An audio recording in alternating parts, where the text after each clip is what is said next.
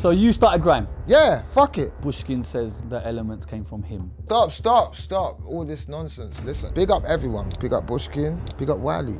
Mad respect to them, but you was there, you was around, you was a part of it, but no, that's not what happened. Johnny Cash. Johnny Cash comes from garage. Johnny Cash said his show Stop the was nonsense. on radio. I've had it. Stop. And they called it grime. Stop. I didn't see any of that. Johnny, me and you are brothers. Let's just do the producing thing. So solid. Let's not go to something. Because look, we started it, but you wasn't doing grime then. You was doing garage, and you know you was doing garage, just like when Chubby Dread said he was making oil, and it was a garage tune. you joined NARSTIE Crew. You just said earlier that you didn't want to. Oh, they joined me. You have a NARSTIE Crew tattoo. Why did you leave NARSTIE Crew? You don't know. What's They your- wanted to kill me. So I've just got bare red dots. Let's have it right. Everyone chat shit. Everyone come to me. Okay. If you didn't come to my basement, you want anything to do with anything. Yes. First of all, you can't join someone that was wanting to join you.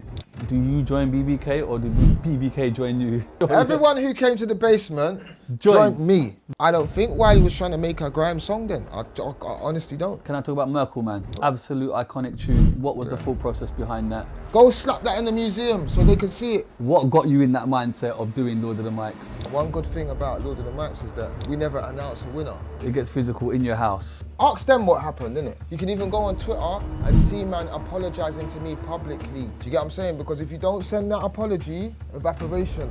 Proud moment of the blue plaque at your house. See this one that you get, you can't get voted for it. There's no, you have to have been that guy. That's how me and Lethal B got into it as well. Tempah T, I'm bringing all them man up there. Dizzee, me, Kano, Hyper, you get me, all the real super Jenners. Clashes like Skepta and Devil Man. Gets as well, but I got Gets out of it. They didn't want to let that one out. You know what I mean? I can't turn my back on Grime. I am Grime. I created it. Yo, right now, you're locked into the big Shizzio show. My guy, certified, big S. You know what I'm saying? And it's your boy Jammer. Boy better know. Stay tuned. Bap.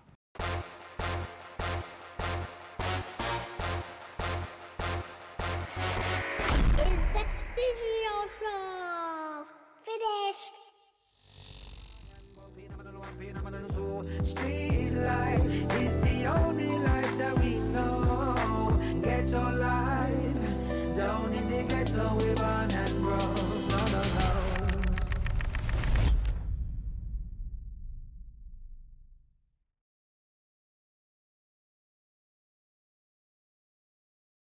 No. Okay, we are back. Another episode. Love to everybody as per usual subscribing. We're building them numbers slowly but surely. We will get there, you know what I'm saying?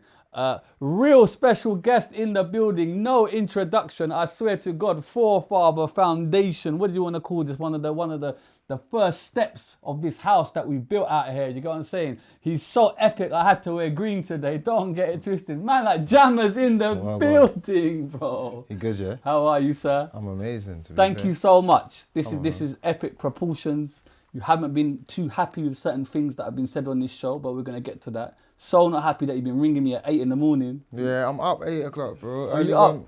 Early bird catches the worm. Yeah. Yeah, I'm up, I'm awake, I'm active right now. Are you well, sir? Yeah, I'm amazing, I'm well, you know what I'm saying?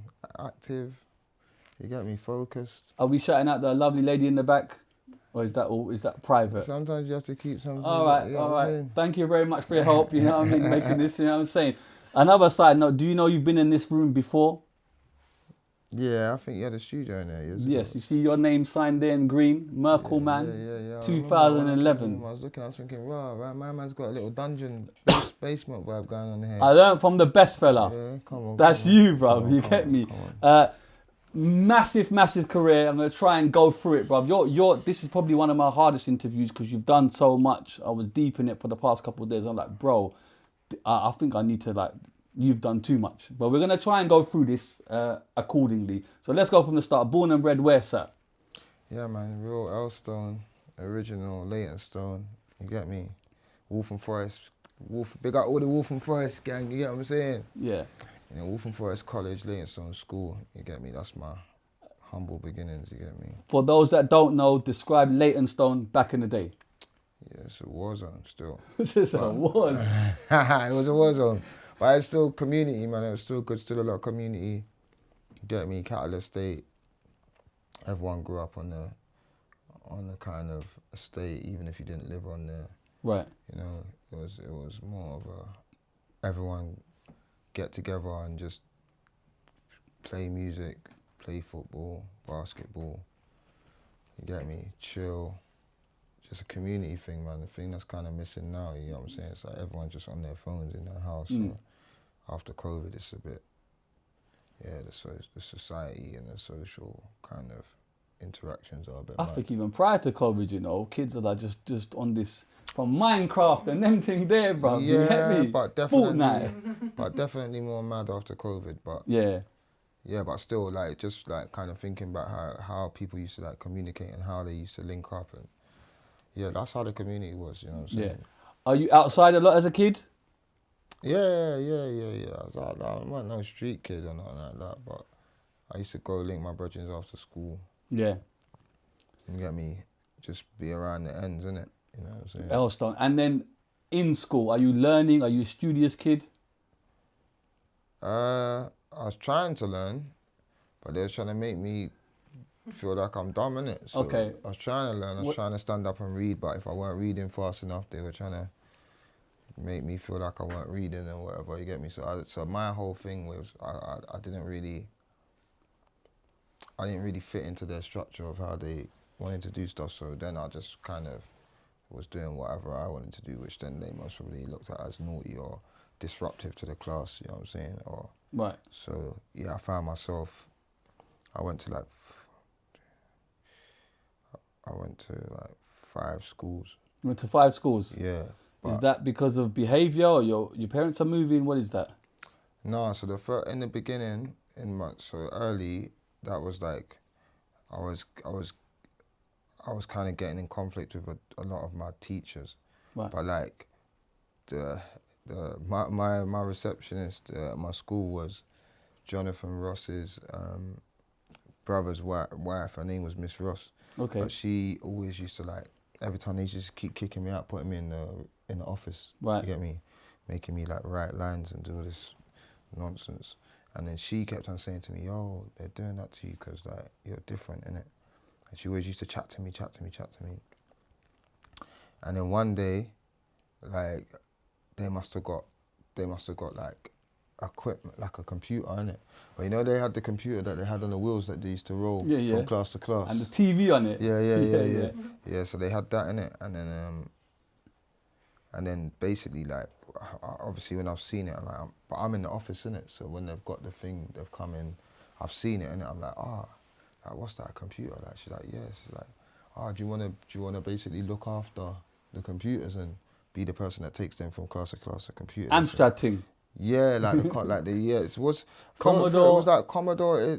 Atari. It looked like Atari, Commodore Amstrad kind of thing. thing, Yeah, that. Lord that Sugar kind of, thing, you get me? Like with the keypad, with the keyboard and yeah. stuff like that. And like they used to have tapes, like actual tapes. Cassette tapes. Cassette tapes. To load Spectrum. Yeah, Oh, your exactly. client. Yeah. So then obviously I kind of built a relationship with that computer. See what I'm saying? And that was kind of like me figuring out how to use computers and that started to keep me a bit out of trouble. Man said a bit, not fully. He's still going back on smoke, you know. Yeah, because everyone was trying it in school. Like when I think back now, growing up and to character build, like kids are horrible, man. Right. You get me? Yeah. Like is this bullying? You just have to be resilient in school. Obviously, I'm not trying to have it. I'm not saying I was having it. Yeah. But I'm just saying when I think back, it was always like excluding. Like even if you wanted to be in a circle, they would exclude you. So then I just was on my ones because I wasn't really someone that fitted into any thing. But then when I just became cool because I was just my own person. Okay. So in a way that was kind of good for me because I just actually got to be myself, innit? Because when you're with loads of people, naturally you start to take on their traits. Yeah, their traits and the way they like what they think and you know how like their whole settings. You get what I'm saying? So yeah, I was just on my own thing, really. You know what I mean? So would you say you didn't have a lot of friends then in school?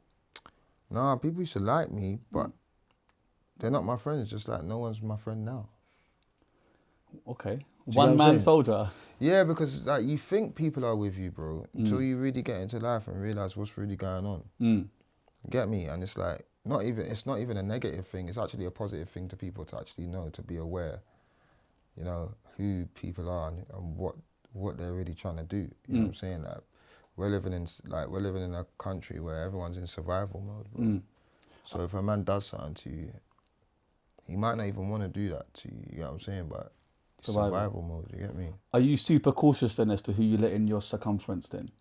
Yeah, man. Now, I didn't understand how important that was. Like, I was like me. I'm someone that's been instrumental in building the scene. So my whole thing was to embrace everyone. Absolutely. Do you get me? Let everybody come, support everybody, give everyone access to my studio, give everyone access to my bread, give everyone access to everything. We're just trying to help. You get me? But as you go on in life, you start to realize, not that you're doing things to receive, because it's not about receiving anything back, but you got to be you got to be accountable for who you're pouring love into, whose cup you're filling, because at the end of the day, even when you look at it like this, it's like, I can empower a man and help a man to get up, but this man's this man's evil. Right. Do you get what I'm saying? So you're empowering an evil person. So is the greater good to try and pour some goodness into that cup, or just leave the cup alone? Yeah, I feel like I've done a lot of work with like seeing the good in somebody, even though I can see the red flag, I can see the darkness, I can see all of that. But there's only so much, a matter of time, so much that you can do that before you get burnt. True. Do you get what I'm saying? So for me, yeah, I'm not trying to chat to no one that's not really got the right energy or the. So you think people take your kindness for weakness? Is that a thing then? I feel like that's a thing in general in life. Do you know what I'm saying? I feel like love and kindness, there's a very grey area with that, because if you're too much of it, it can be looked at as a weakness. But then do you shut off your walls then? Do you get what I'm saying? Because of that fear factor. At some point, I've done my job. I've done my job. Everyone's eating. I see everyone. You all, the scene's running. Get me? I'm definitely instrumental in DIY culture. I'm definitely instrumental in showing man how to sell their records, how to make platforms, how to do. I'm instrumental in that. I ain't got to sing and dance about it. So, yeah, I've definitely done my 10,000 million hours. Do you get me? So, I don't feel obliged to have to do anything. If I want to do it, it's just because I actually want to do that. But I'm more at my business mindset now. So, you know, my time's not free. Time's expensive. So if I'm spending time and I'm working with you and I'm doing a project with you, it's gonna cost you. And that's just business. You know what I'm saying? Whereas before it was more like brotherhood, and that's cool. But I feel like in the times that we're living in now and how old everybody is and how old I am, like it's not a community worker thing. I love the fact that you own that though, because you have done these things, and I think it's great that you can say that with confidence, and it's not an egotistical thing, because the facts are the facts. History is history, and I don't think anyone can dispute your contribution, which we're going to get into. But I actually think it's a good thing that you can sit here and say, do you know what, fuck that, I have done that, I did do that. Yeah. So, and I'm happy about it, I'm proud about it. Actually, I'm grateful that I've done that in that way, because that's actually shows my character and it shows who I am. You can't. There's only so much you can keep up a facade for. You can't keep up a facade for 30 years. Facts. So obviously I'm him. Do you get what I'm saying? I'm him. Yeah, it's true. You know what I'm saying? So now, if I want to do something, I want to make a move, I want to, build something out in the scene, and I want to build different businesses and be in different spaces, I think I'm allowed to do that. Absolutely. Okay, so you're at school, the computer, the Amstrad is there, you're learning the Amstrad. Yeah. What are you doing on the Amstrad? Because Logic is not out yet, fam. No, because even then, them times there, I weren't really trying to do music on that. Right. I was just setting up the programs for people to like write their coursework, like write their essays out, and like it would have like questionnaire games on there. It would have like what do you call that game? Pac-Man and that. Like it would just have different things on there. And yeah, for different classes they would use different programs for the computer or what's not. So I had to kind of figure out how to boot up everything in it. Like, so that wasn't really the music. Music came later. Later. Yeah. Side note, what's the best? I was always doing music. Yeah. But I mean, me understanding the program Yeah, and the music program, that didn't come later. That was just me kind of figuring out what was working for me in school, as in like something that I could lock in on. Do you get what I'm saying? Yeah, you could put your energy into. Yeah, I could put my energy in and just like lock in on, because I just was very like, I don't want You're to say finding your way, right? You're finding your path. No, but now I'm older, I know there's ADHD in it. Okay. You get me? So I'm like, but thinking back now, I didn't understand why I'm just like, that's how come I make tunes like that. I can stay out, I can be in studio, I can write bare bars, I can make bare beat, I can do bare things. Right. So I just know that my brain works different. You put that down to ADHD? Yeah, and just being a genius as well. Yeah. Like a bit of mix. No, I hear that. Side note, what's the best old school games? Top 3? 007. What? GoldenEye? GoldenEye, yeah. Oh wow, the N64, he went there. All right. Yeah, N64 GoldenEye, I think that might be the greatest That's the original game of all time. Man said all time, whoa! Yeah, it might be, It was man. cold, but... No, it might be of all time. Look, Sonic the Street Fighters, I get them. Yeah. But 007 GoldenEye was revolutionary because it was the new pad. You could go through the games, yeah, you could 4-player out. It was just revolutionary, bro. That's the first COD, isn't it? It was just mad. It was the first Black Ops. It was the first COD. It's the first, like, it's them times there, it's going crazy. No, I hear that. Like, yeah, so 4 of us, like, you know what I'm saying, shoot them up. I think that was like one of the most revolutionary games of all time. No, I hear that. Okay, so in school, you're with the computers. Are you studying other subjects, or is that not a thing? Are your parents pushing you towards education? How are your parents with you? Nah, because when I used to look at words on the paper, I used to throw up, feel like I wanted to be sick. Okay. So like, there's too many things happening. Right. Do you get what I'm saying? It's like, right. Information overload. I just don't. It's butters. But before, yeah, when they used to have the smaller books and it was like little bit of writing. Yeah. Like the Mr. Man. Yeah, the Mr. Man and that. Yeah. I could digest that. Yeah. But see, when they started to make the pages long and small writing. When Shakespeare come into place, man was like, fuck all that. Wherefore I get all that because it's poetic and it's like, it's lyrical and it's definitely helped me become a lyricist. Yeah. Because I was writing poems at first, innit? Okay. But I just didn't care about learning what they was telling me to learn. Yeah, okay. That's basically what I'm trying to say. Like, you're telling me to learn this, I've learned bare things at home already. Right. What things you learning at home? I know that the teacher was a chief. Who was the teacher? No, but a lot of the teachers were chiefs, innit? Because you think about it, like... Do you think that's hatred towards you personally, or just in general? No, they were just chiefs. Okay. Because if you think about it, it's like a 20-year-old trying to teach me about life. But I'm already further in life in my head than them. Right. When I think about it now, like, I was 18 traveling the world, making massive productions, taking Kano, Lethal B, Target, all these men on their first bookings. They never left the country. So, but my teacher was like 20 teaching me.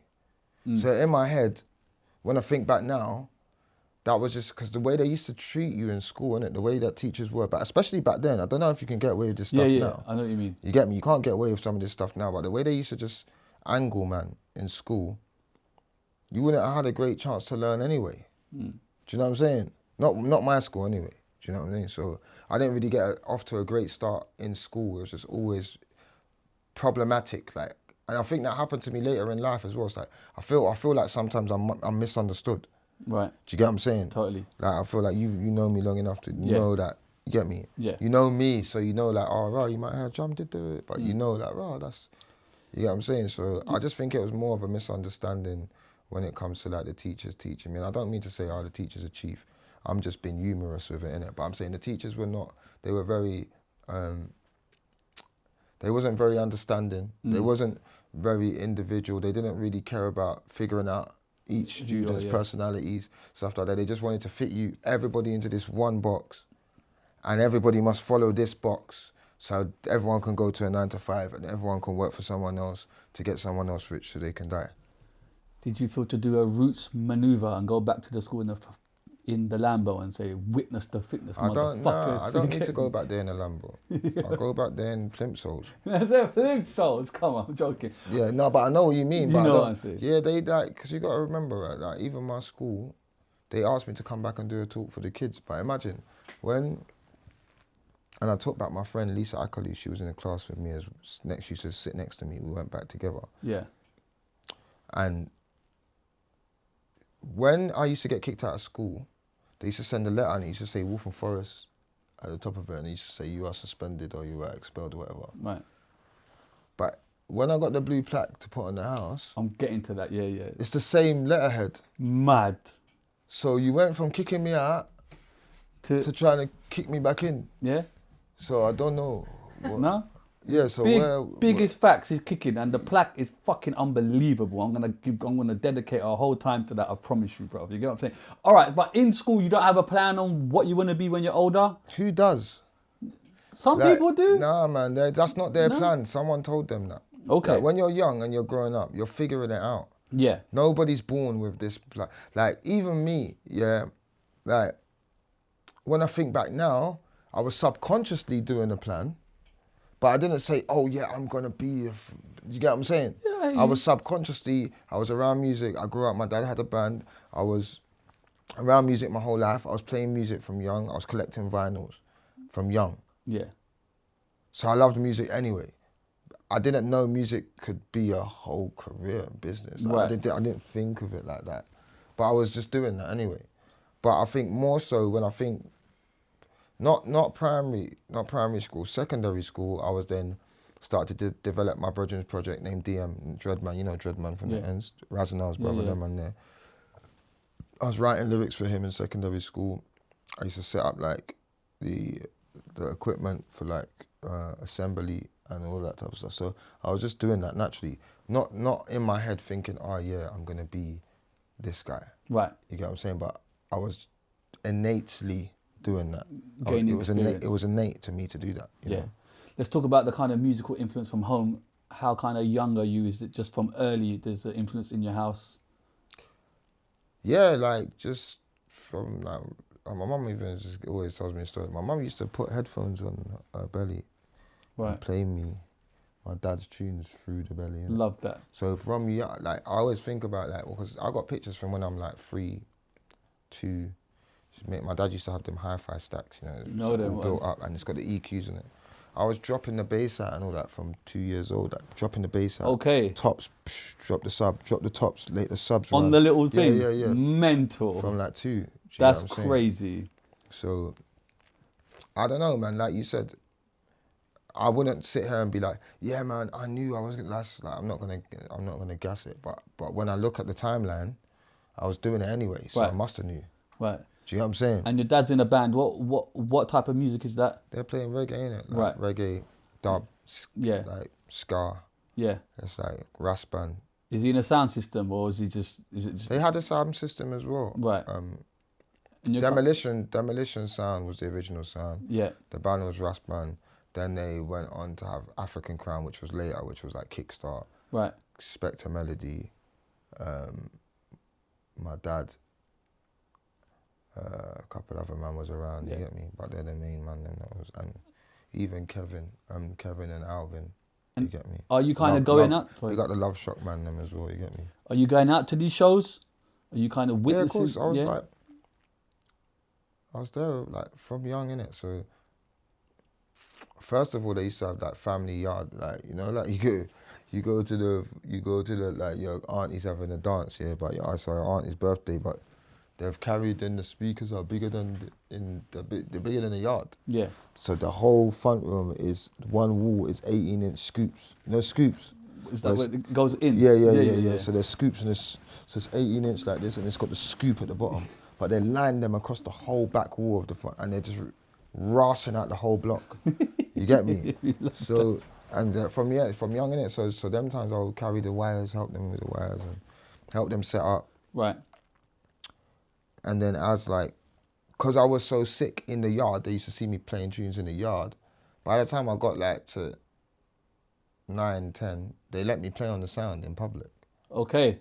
So you're playing out at 9, 10? Yeah. That's amazing. And you don't feel no way, you're not like, right, look at this crowd, you're not nervous? No, I've been in it from the beginning, innit? So that's normal to me. Yeah. I'm used to being at packed environments. My yard was basically a rave. Yeah. Do you know what I'm saying? So there's the people thing is not, I've grown up around people my whole life, so that's not really a thing to me. Do you get me? It's only when the only time I've felt like whoa is the first time I did Reading. I done Reading with Dizzee Rascal in 2000 and I think it would have been 2011. Right. Yeah, it would have been around. Yeah, it was 2011, 2010, 11, and I done Reading Festival with Dizzee, and I ran out, and I went to say my lyric, and there was no voice, well, like nothing came out because I was trying to process. I couldn't see the back of the people. Right. So by the time I thought about that, I forgot my bar. Yeah. You And catch then, it but though. like now, Dizzee caught it. He caught the first like 4 to 5 bars. And then, I just jumped on, and then rallied in. It's interesting. Someone that's been around people his whole life prefers to be alone. Yeah, because I'm pissed off with these lot, man. They're getting on my nerves. Right, I know. I respect it. No, I respect it. But I'm trying to draw that analogy. You got what I'm saying? No, but you know what it is? You see me, I don't want to come across as like, moany. Bro, No, I'm the you most, don't. I'm the You most, don't at all. I'm the most outgoing, happy person. Yeah. Yeah, but you know what? Sometimes my happiness makes other people upset. Yeah. Sometimes my put yourself first. confidence and my belief in myself makes other people question my thing or want to go against what I'm saying just because they don't like the fact that I'm confident in myself and I know what I'm doing. You get what I'm saying? So I'd rather just minimalize that. Yeah. Not tap to anybody. Yeah. Just not get me. I got my couple, 1 or 2 people I talk to, maybe 2, 3 other people are associates. I don't That's what you really. need, bro. Yeah, I don't really like. I check for you, but I'm not trying to chat to you. It's every an day. acquaintance thing. Yeah, It's yeah, not yeah, a- yeah. it's not Because what I noticed, bro, like, look, at the end of the day, if you're really my guy, I don't have to chat to you. big fact. When I see you, we're good. You get me? I'm on a mission. I've got something to do. I know what it's doing. You lot are making it complicated. How do I fix this? Eliminate you lot out of this. Yeah, if we're shooting a film, yeah, and it's my film, yeah, and there's a scene happening in my film, and I don't like the way that's in the corner of my film, we're gonna cut. We're gonna go over to the part. We're gonna get rid of that bit, and then we're gonna say action again. Then we're gonna go again. Big gems. Yeah, that's the way I'm dealing with it. Big You know what I'm gems. saying, man? I like. But there's no lies told though. That's the maddest thing. There's no lies told. Okay, so when do you start getting into music in regards to kind of what do you do? Do you start beat making or do you start writing lyrics? Also, I don't start getting into music. I am music. Okay, I'm a muse. I love that. Yeah, so there's no. Educate me, baby. Yeah, there's no getting into music. It's innate. It just is. So, but when I started to realize that is my direction that I wanted to go into, Yeah. like really take that seriously. That's the question. I reckon I was about like 10, 11. Very young. Yeah, I feel like at about 13, me and Super D bought our first decks from Hackney Whip Market. Okay. And then, you know, I was buying, because I even forgot about this. I used to work in a record shop called Togetherness Records in Leytonstone. Right. Yeah, there was guys that, What age is this? they worked in Togetherness about 14 Okay. up to 14 to, whoa, Yeah, no. it's not like, a national insurance yeah. number then, folks. Yeah, I used to work in Togetherness from about 13 to 15. Right.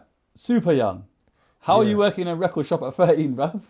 Because I'm goated. Because you know what it is? Where's the national insurance number? Because I wanted the record so bad. Obviously, I'd save up my money and I'd say, after a while, I'd say to them, you know what? I'll work on Saturdays or Sundays. You don't need, if you want to go and whatever, I'll look after the shop. As long as I can get a couple records. You get me? If I can get the first picks on certain records Right. and that, yeah, I'll run the work. And I got to meet a lot of people. So you work in a record shop? Yeah. Okay. At 13, 14? Yeah. And what kind of records are you into? I was, at that point, we were selling jungle. Right. Then it progressed into garage. Yes. Yeah, so it was in the borderline, the area, the middle ground where garage was, jungle was the end of, Jungle was- not the end of jungle, but Right. that phase, because jungle still lives on now, big up all the man, them, you Come get on. me? But yeah, it was transitioning to garage. Okay. And then you and Super D go out and get decks. Prior to that, me and Super D got decks when it was jungle. Like, so me and Super D come from Bashment, garage, Bashment and Ragga background. Right. So I was playing K-Pop and Records, Sizzler Records, you know, old reggae, like Beres Hammond, whatever. Do you get what I'm saying? Whatever I heard my family playing, whatever Sting tapes I was watching, Jamaican influence, Jamaican background, sound culture, basically sound system culture. I was emulating. Well, I was a sound man, innit? Yeah. I still am a sound man. So for people that don't know, and that's what always like Scorcher always reminds me, and certain man that know me, Footsie, man who know actually who I am, they know I'm a sound man, innit? So I would string up sound systems, play sound, get dub plates, you know what I'm saying? So that was really my thing. What decks are they though? Are they 1210s though? Yeah, no, are they the Belgian? No, them times there. but Sound Lab. Yeah, so even before the Sound Lab, you would just have a van, just any deck, bro. Yeah. With a belt drive, any deck. Yeah. Play the tune, yeah. Then Sound Lab came in. Is this when mixing becomes a bit more apparent? Yeah, this is when mixing become more apparent. You get me? Then I got my Sound Labs. But before the Sound Lab, we still had two like any £5 decks on the market. Not really no. There wasn't no pitch control on it. We just the needle. We would just slow it down with our finger just to get it in. But that's the real techers though, bruv. If you can do that, fucking hell, man. Man was mixing tapes to tape before that. So how I learned, so I think why I'm such a sick DJ. Anything we could get to do it on tape, run a tape, press the other tape. Time the tape, you get me? Mad. So then obviously Sound Labs, I had the Sound Labs for a bit, coming in the game. Now playing at certain house parties in the ends, cattle in the blocks. Right. People have their parties, they want me to play. Right. Jammer P. I remember everyone had the letter on the end of their name, so it was Jammer P and Super D. Right, okay. That was our tag team, you know, everyone had a letter at the end of their name, you know what I'm saying? And you're mixing what? Just different genres or just more jungle? I'm mixing ragga and bashment, then going into jungle. Yeah. You get me? Yeah. Because obviously the ragga and the bashment was on the back of the samples from the bashment and the ragga went into the electronic jungle, the UK influence. Yeah. Big up Top Cat, he's been there. Yeah, I'm saying, yeah, exactly. So Top Cat, them man there, that's what I was, and that was a seamless transition for me because obviously it was just more modernized electronic beat patterns with the same like vocal cadence, accent, structure, musicality as ragga. So it wasn't really too far away from what I was doing already. So. I hear that. So out there, you're building a name, Jammer P, Super D, building, and then when do you start getting lyrical yourself? Is that way after? Are you just aiming to be a DJ at this time? No, because it's magic. Because obviously, back in the day, you used to have decks in your room, innit? Yeah, so obviously, I always had decks in my room, innit? Yeah. And my brethren would come around, everyone would spit. I had my brethren Randy come around, GEE, all these man. I heard someone saying on the podcast the other day, GEE, whose lyric did he, who said he stole the lyric? Someone stole his lyric. It was meant to be, I can't remember, but GEE, you know, I saw it on a podcast the other day, a man was telling me that GEE stole their lyric. And it was Young Spray's lyric, I think. Okay, not sure. But yeah, anyway, so these times, boom. I would say I was in mixing, I was more mixing, innit? Like mixing, caring about beat matching and that, Yeah. And then everyone would spit. But because I used to listen to tapes and that, and I used to like, just bust 2 lyrics with the man and for fun, innit? But I never used to take I wasn't ever trying to be an MC. Yeah. But in my head, I was shit.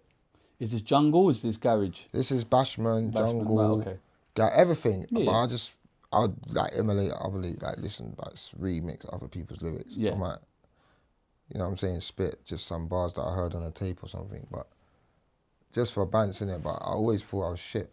Right. So like in my head, like I'm not as good at spitting as I am as making beats and mixing. Right. So I just didn't care about it. So I put more time and energy mixing. into the mixing and figuring out my journey towards producing. Jungle turns to garage, correct? Mm-hmm. And then you embrace garage then? I presume you follow the timeline? Yeah, because really, I'm still listening to jungle and hip hop as well. Sorry, I'm going mad. Obviously, I'm playing hip hop as well. I got all like Dead Presidents album. I got like early Nas. Listening to Jay-Z, The Locks. all the early locks, Busta Rhymes, a lot of R&B, Mary J. So all of this, because in the ragga scene and Jamaica, you know, they still play bashment now, but they play R&B, they play soul, they even play Celine Dion. Right. Like they play the Titanic tune. Jamaicans are wild like this. Okay. They'll go from a gunman rhythm to Celine Dion sinking in the Titanic. It's gone mad. but they will go there. Hey, innit? if it works, it works. No, they go there, but and it don't never see. No, they're going mad. Oh. I'm telling you, the dancers going mad as well. They're Celine Dion's busting cold, though. gunshots. Celine Dion's cold though. They're busting gunshots, Bruv, and they play Celine if Dion. it's they're- emotional, you have to let it off. Brother, you're not taking me in. I'm telling you, they're busting off their thing.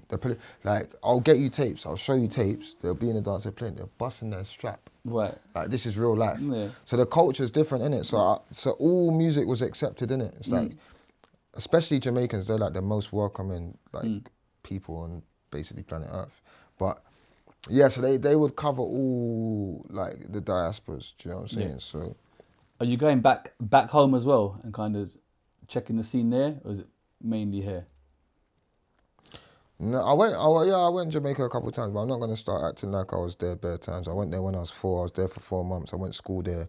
I came back. You went to school there. You left that out, bro. What the fuck? What was man doing in school in Jamaica? I've done a lot in my time still. that's what I want to hear it, Yeah, bro. but obviously you got to ask me the right question. Right, but yeah, bro, I did what's go- school in Jamaica I like, went bro? school, Happy Grove School in Jamaica in Portland in Hector's River. I went there because basically my dad had a mad thing, but I don't know what he was trying to figure out. But basically he had one crib, and some issues happened with the crib, so he had to relocate. But I didn't know this at the time, so he sent my mum and us to Jamaica. Right. So he could pattern up. Then when we come back, we had the house where the basement is. Okay. Do you get what I'm saying? He patterned up well Yeah, then. you get what I'm saying? So He did good. so I've come back, but obviously I've been away for 4 months. I'm thinking, right, new house, all this type of stuff.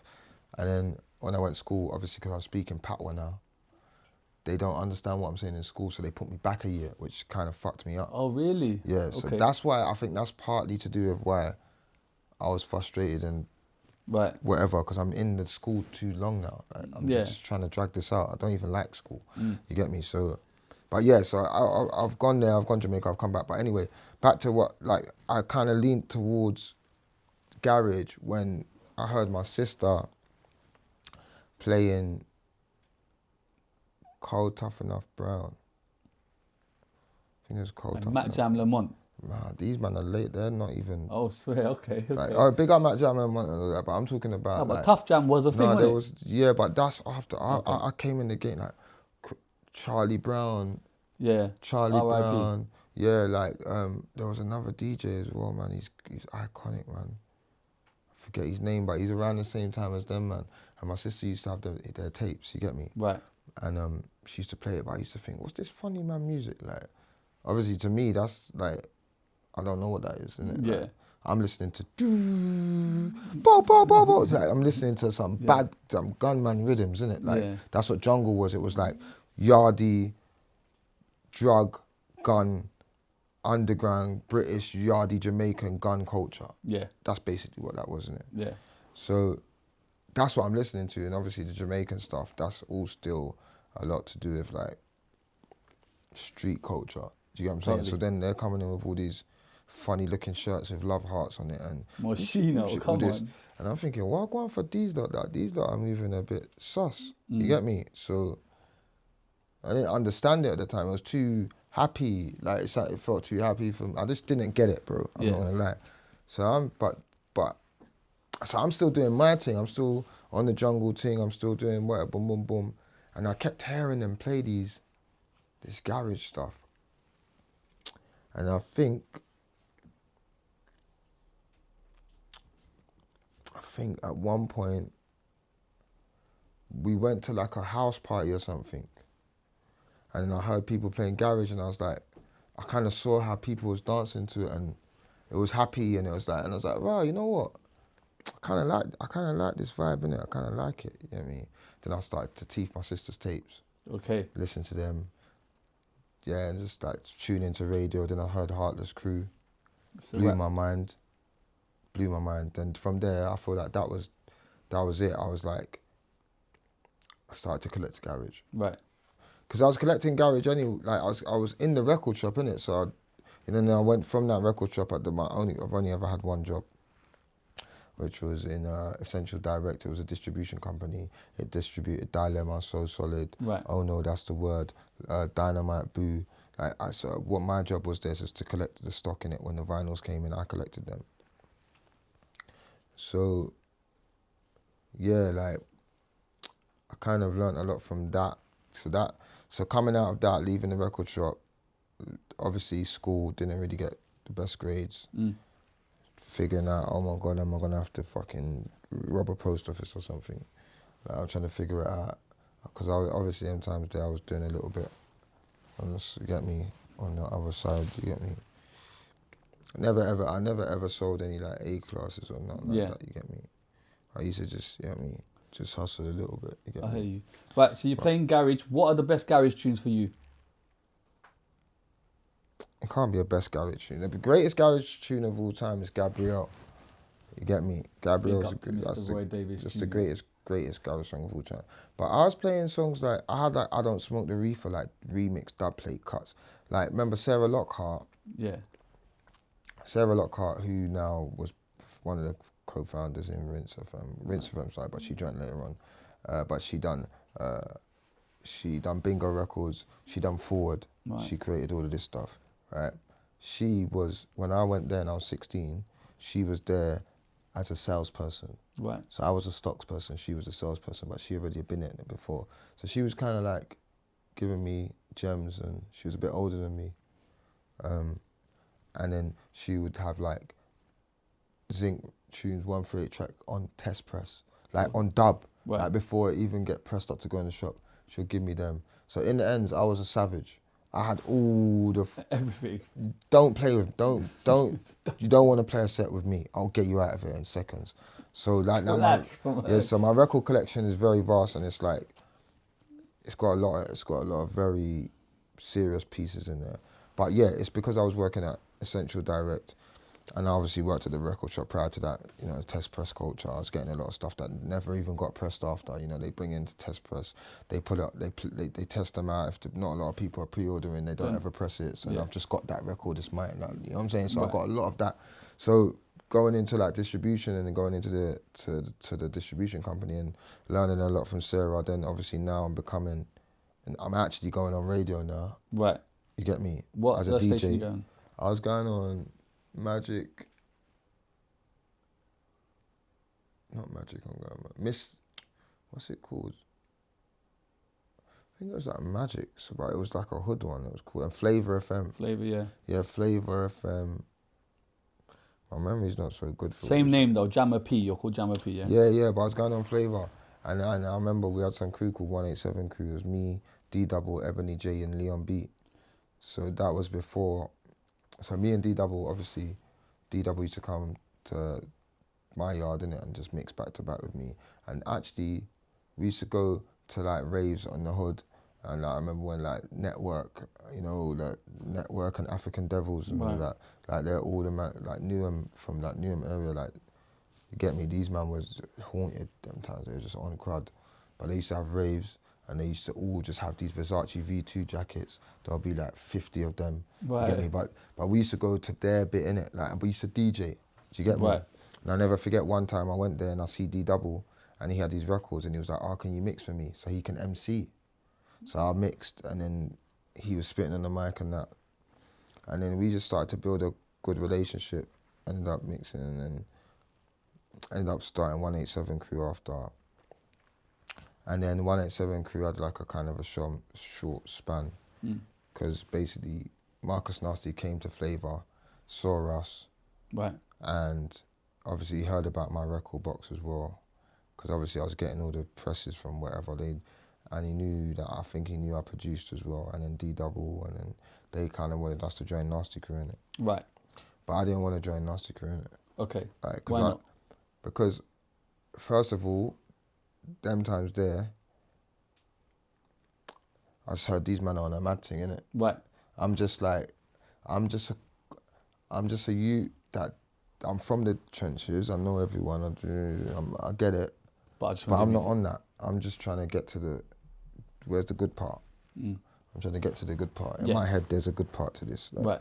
So I didn't really want to be in a crew or nothing like that. Do you get me? Yeah. So, and also, I initially started to make beats because I was an instrumentalist producer. I wanted to listen to instrumentals.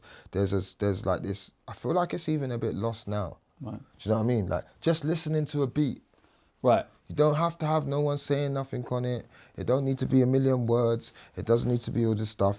Just the art of listening to a beat. You get me? So that was more what I was engineering and sculpting out as a producer. I just wanted to make beats, like for people to sit down and be like, oh, that's a fucking amazing piece of art. So that was my thing, innit? Yeah. But What are you making beats on? Sorry to interrupt. I was making beats on Cubase Right. at first. You get me? Then I went on to Logic. I tried Fruity Loops for a bit in Reason, but they were shaky. But for real, like for me, I like to produce from scratch. I like to be in control of what I'm creating, Totally. not just throw ideas. Like, no disrespect to anybody that uses Reason or Fruity Loops, because it's just a tool, innit? But for me personally, I like to have control over where my creation's going, innit? And again, not a lot of it's like I don't think I make anything myself, and I think there's always it's a channel, it's coming from somewhere. Right. You get what I'm saying? It's Totally. it's not all coming from me. Right. Like I'm going crazy if I'm thinking it's just coming from me, innit? But the spiritually, wherever it's coming from. But I like to channel myself. I don't like programs that are gonna basically give me an idea that I'm going to then go down the direction of it. So that's like, even if you listen to a lot of my first early beats and songs and stuff like that, you will hear that I'm mainly trying to make something that no one's ever heard. Right. You know, because I saw someone even saying the other day, you know, and that they was saying, POW, Destruction's the original POW, innit? Right. You know Destruction? So the 8 bar, but it's the first time. So it's the 8 and 16. So I had the 8 bar. Yes. It's the one where Wiley says, I know shots, don't know you. I know bad boys. And the lyrical down, that's me. Dum, Right. dum, dum, dum, dum. Yeah. So that whole structure and that whole format, I created that in the dungeon, and that was like, I wanted to put a rally of MCs together, right? Yes. So that was like the inception of ever that concept happening. And where I got that from was in Bashman, they used to have say they had like Brockout rhythm, Yeah. they would have every artist On that that big rhythm. on that rhythm. So I just thought, why don't I just make that into one big song, but just shorten it down? So I did that, and then obviously Lethal B heard that, and then went and done POW, but he took the 16 bar out, shortened it to 8, Yeah. so it was snappy, and then obviously POW, that charted. But like I said, there's a lot of things that were done on my part that I know now that when I look back on, like, I know that I am that architect guy, and I don't like to look back at things and be like, I don't care what I did then, it's what I'm doing today. Right. But at the same time, I'm not gonna let loads of people rewrite history as well. You know what I'm saying? Even when you're talking about the beginning of that, the Grime conversation. We're gonna get into that, bro. The timeline's gonna get into that. Yeah. Has Lethal ever acknowledged that he got that from you? I don't know. He doesn't have to acknowledge because he knows where he got it from, innit? Okay. But at the same time, it's all due respect, you get me? Because, you know, even though, and then we talk about it as well, because a lot of people try to say, oh, Oi was a Grime or one of the earliest first Grime records, but it wasn't. Okay. You get me? Because Oi was actually a garage record.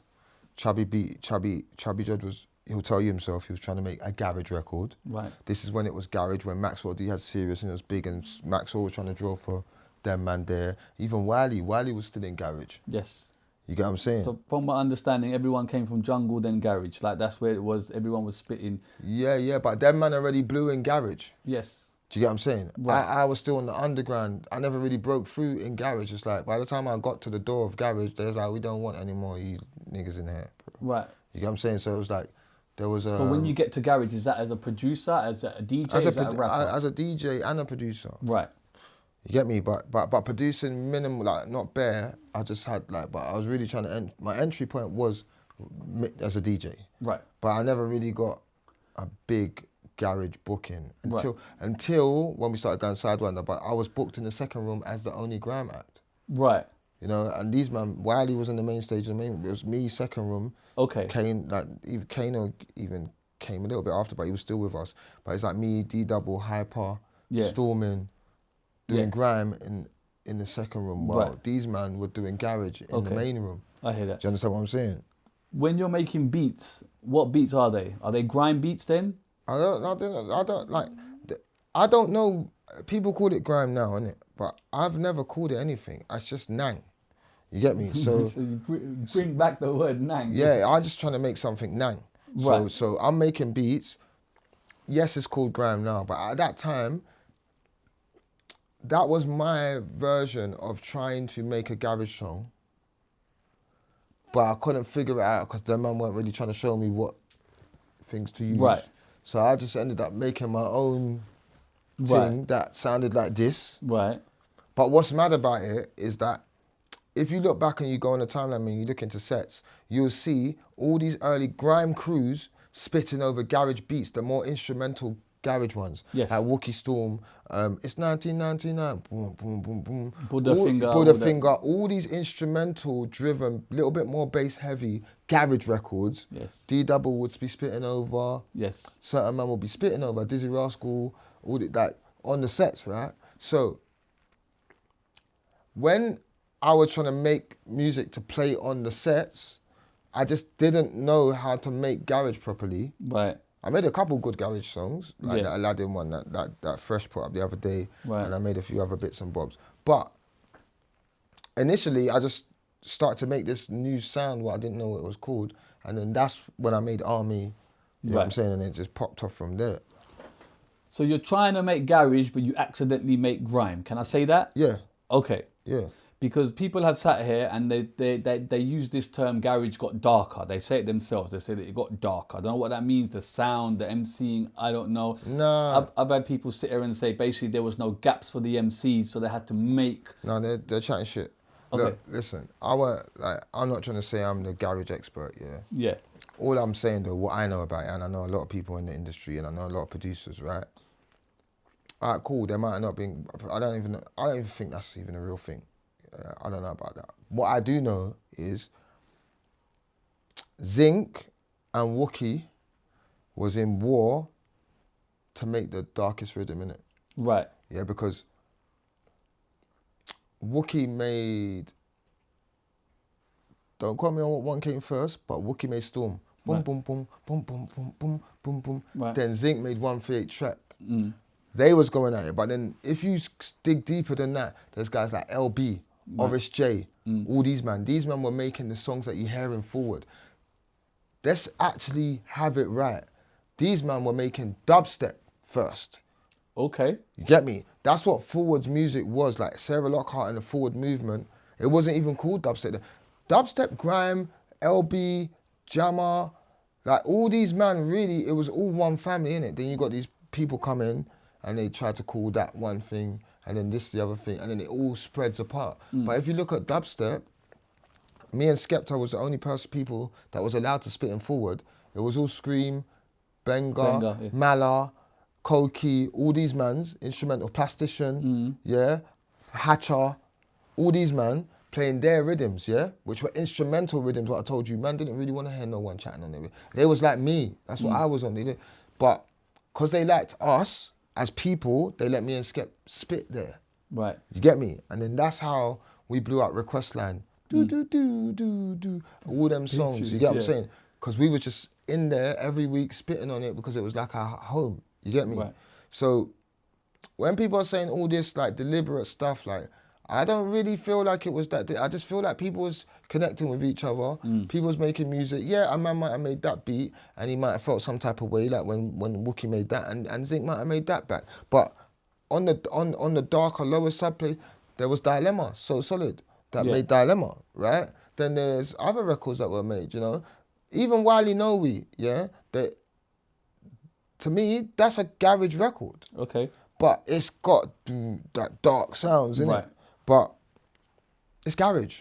You know what I mean? It's called a spade a spade. It's a garage song. It's got God's Gift on it. you get what I'm saying? Major Ace, R.I.P. You get me? It's a garage record. They were garage MCs at the time. At the time of garage. Right. You get me? There wasn't, you know, I don't think Wiley was trying to make a grime song then. I honestly don't. Honest to God, I don't think he was. I can only go with people that sat here. Like President T said that when Skepta and they were doing their thing, they knew it wasn't garage, but they didn't know what it was. They used to say to each other, "This is not garage. This is just what we do," or something. But he said there was a feeling that what we do, we know it's not garage. Yeah, respectfully, I respect that, and you get me. I heard all of that, but I weren't really. I heard about Heat FM later. Okay. Like where I'm from, East London, that's the Mecca. Yeah. That's if you didn't come there, and it would, like that's where it's happening. Yeah. Like all that shit got created there. Okay. And then it flooded out. I don't know. I weren't with man saying that. I just didn't. No one knew about that. I don't know. Right. Do you get me? Respectfully, Prez is my guy, but I'm just saying, what I see and what I know, I have to say what I know. Absolutely. And in East, if you weren't there, then I don't know. You get me? I hear it. If we're talking inception of when this thing was getting created. Okay. You know what I'm saying? Everything else came after. So let me throw you some theories of people that are sat here. Yeah. Bushkin says Grime, the elements came from him. Chris Bushkin's- Biscuit, all of that. MC standing in front of Bushkin, the thing. you're my brother. The elements of Grime is him. Bushkin, stop. Let me just quote you in it. Stop. Wiley's the godfather, Stop. but I'm the father that impregnated it. No, Quote no. unquote. You know, stop. All this nonsense. Listen, let me telling you what a man said. Listen. Big up everyone. Big up Bushkin. Big up Wiley. Big up, yeah, of course. Big up both of and them. we do this out of love and celebration, I like to say. Of course, but look, I just said earlier in my story that I heard Heartless Crew and I was inspired, right? But that's nothing to do with how I made my beats. Okay. You get what I'm saying? It's everything that I've heard, my dad's music, my thing, you know what I'm saying? That's not, I heard Heartless Crew now I've made Army. Do you know what I'm saying? I'm not, no disrespect to Heartless, mad respect to them, but I just think this narrative of everybody saying stuff just because they feel they can say it, yes, you was there, you was around, you was a part of it, but no, that's not what happened. What happened was, I'll tell you one thing that Heartless Crew did. They played rebrand Pulse X in Ali Pali and the gunshots got let off. I was there. Right. Yeah, I was there, I'll never forget it. And I remember hearing that song, yeah? And even then, yeah, they'll say that's a grime song, but that was made in garage times, that was for garage. Right. That 8-bar bit in the middle when you hear the drums, that's a garage, like decoy, straight garage loop. Right. Yeah, he had the extra, the pulsated bass, the bong, bong, bong. But, bro, like me, Nasty Crew, Dizzee Rascal, yeah? When man are in the main room playing garage, yeah, man are making and crafting grime music. Do you get what I'm saying? And this ain't no disrespect. And again, back to Bushkin, all right, cool. Everyone bigs up Wiley, says the Godfather. Wiley said he made Esky beat. Me and Wiley, we're like that. That's my brother, innit? Like, we came up together, innit? But with me, I'm not out here saying, I've made Rastafari kick drum and snare or whatever. Like, I'm not out here trying to say I made something, innit? Like, I'm just doing. So I'm a man that's just been doing what I do. Yeah. Do you get what I'm saying? So with like, and a lot of people said this to me, and I spoke to Wiley about this, and he said to me the other day, it's a complicated conversation, right? Yeah. And the thing is, honestly, God, I'll tell you the God's honest truth. Sometimes I don't remember the storyline. Yeah? Because I'm just doing it, innit? But a man's phoned me up the other day and said, Jamal, when you're talking about grime, stop mentioning everybody else. Right. Yeah, they're Own like, it. bro, remember this. Look at this flyer. Look at this. When you was making this, man wasn't even around. You had the basement, you was taking it. Dizzee was around. Yeah? I think, what was the song called? Me, Storming. Yeah? Give me the mic and let me get raw. What the hell do you think we come down there for? I was making all these beats before man was doing any grime stuff, bro. This is factual stuff. No. So, and even back to what you're saying about Bushkin, about he's the guy that, yeah, Bushkin, you influenced a generation through garage and you inspired us to do music. But the music that was made is nothing to do with that. Like, if you really want to have it right, what you was doing, Bushkin, on the rhythm is emulating Jamaican culture, which was Sting, Ninja Man, Bounty Killer, Right. all the people that came before that I also grew up on. Yeah. Yeah? Which is also a massive influence for grime. So we're coming from the same school of teaching. Right. It doesn't necessarily mean that was extracted from what you lot was doing, but we still always pay homage. And I think sometimes that's the issue. When you pay homage, I always show love to people, and then all of a sudden, and this ain't directed at Bushkin either, this is directed at anyone who feels that it's to them. All of a sudden, guys want to think that they're the reason why you're here. Right. How?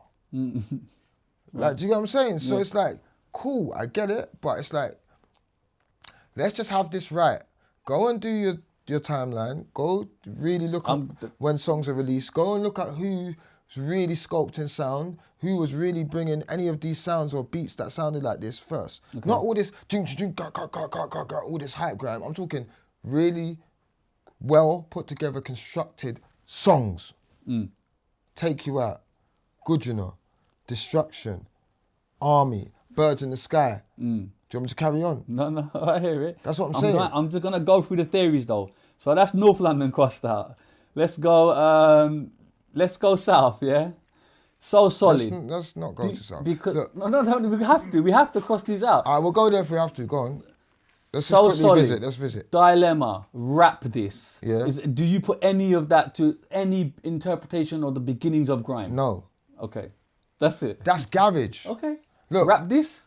No. Okay. It's because they are making garage. So if they're a garage crew, Okay. yeah? Yeah. Let's just break it down because I feel like everyone's just stupid. No, settle Like, it. No. Let me break it down because I just feel like we're living in an era where people are a bit slow, especially when it comes to educating themselves and understanding, cultural moments, cultural patterns. Impact, impact and things like this. So Solid is the biggest garage crew to ever come out of Britain ever in the history of niggerdom. Yeah? We agree on that, yeah? I won't quote you, but yeah. Yeah, okay. Now, if you look at it, right, the whole time they was having their run and up, which wasn't very long, You're right. before the thing happened with my man, which I don't want to bring up because he's on a good run. You get me? But they were the first man that was in the trenches that had to and John whatever. You get me? So their whole thing, it was very short lived. Right. Yeah, because of what happened on the other side of everything. Right. So that was only a short space of time. Yeah. If you really want to, But it was astronomical though. I'm not doubting that. Okay. Listen. You can put your flag down just for 2 seconds. while I No, explain. brother, I'm not south, No, innit? no, I have to keep some balance. I'm Switzerland, you get me? you just still want everyone to come on your podcast. No, That's fine. no, Look, what are you talking about? They've everything been, I'm bro. saying, They've look, already been. Everything I'm saying is nothing to do with Shizzio. It's all me, yeah? So, but I'm saying, even though it was a short run, yes, it was astronomical, which actually might make it even more powerful. But I'm pointing out how short of a run that was that they had that impact, which is actually quite important, right? Now, you look at that run and everything they was doing, not one of them ever said this is a grime song or we're making grime or it's anything to do with grime when they was making that song. So to go forward in time now and look what grime's done around the world and all the work that Mandom's put in and everything and then say it was grime now, you're cheating. Okay. I hear it. It's goal hanging to me, yeah? Because you didn't think of that then, but why now that this thing is something to be Right. celebrated, all of a sudden, we started it and we did, but you wasn't doing grime then. You was doing garage and you know you was doing garage, just like when Chubby Dread said he was making Oi and it was a garage tune.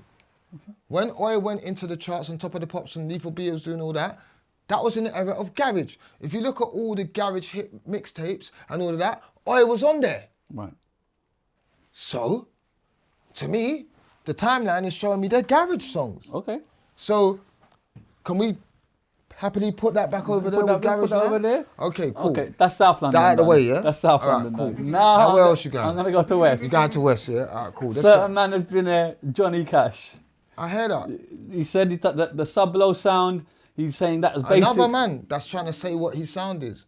He's Yeah? saying, he named it sub-low, Who names their music? but he's saying sub-low is in essence grime. It's just a name thing, the sound. Would you agree? Sub-low is the same as if you're saying like, look, Sublo was like baseline up north. No, that's how I would look at it then. Okay.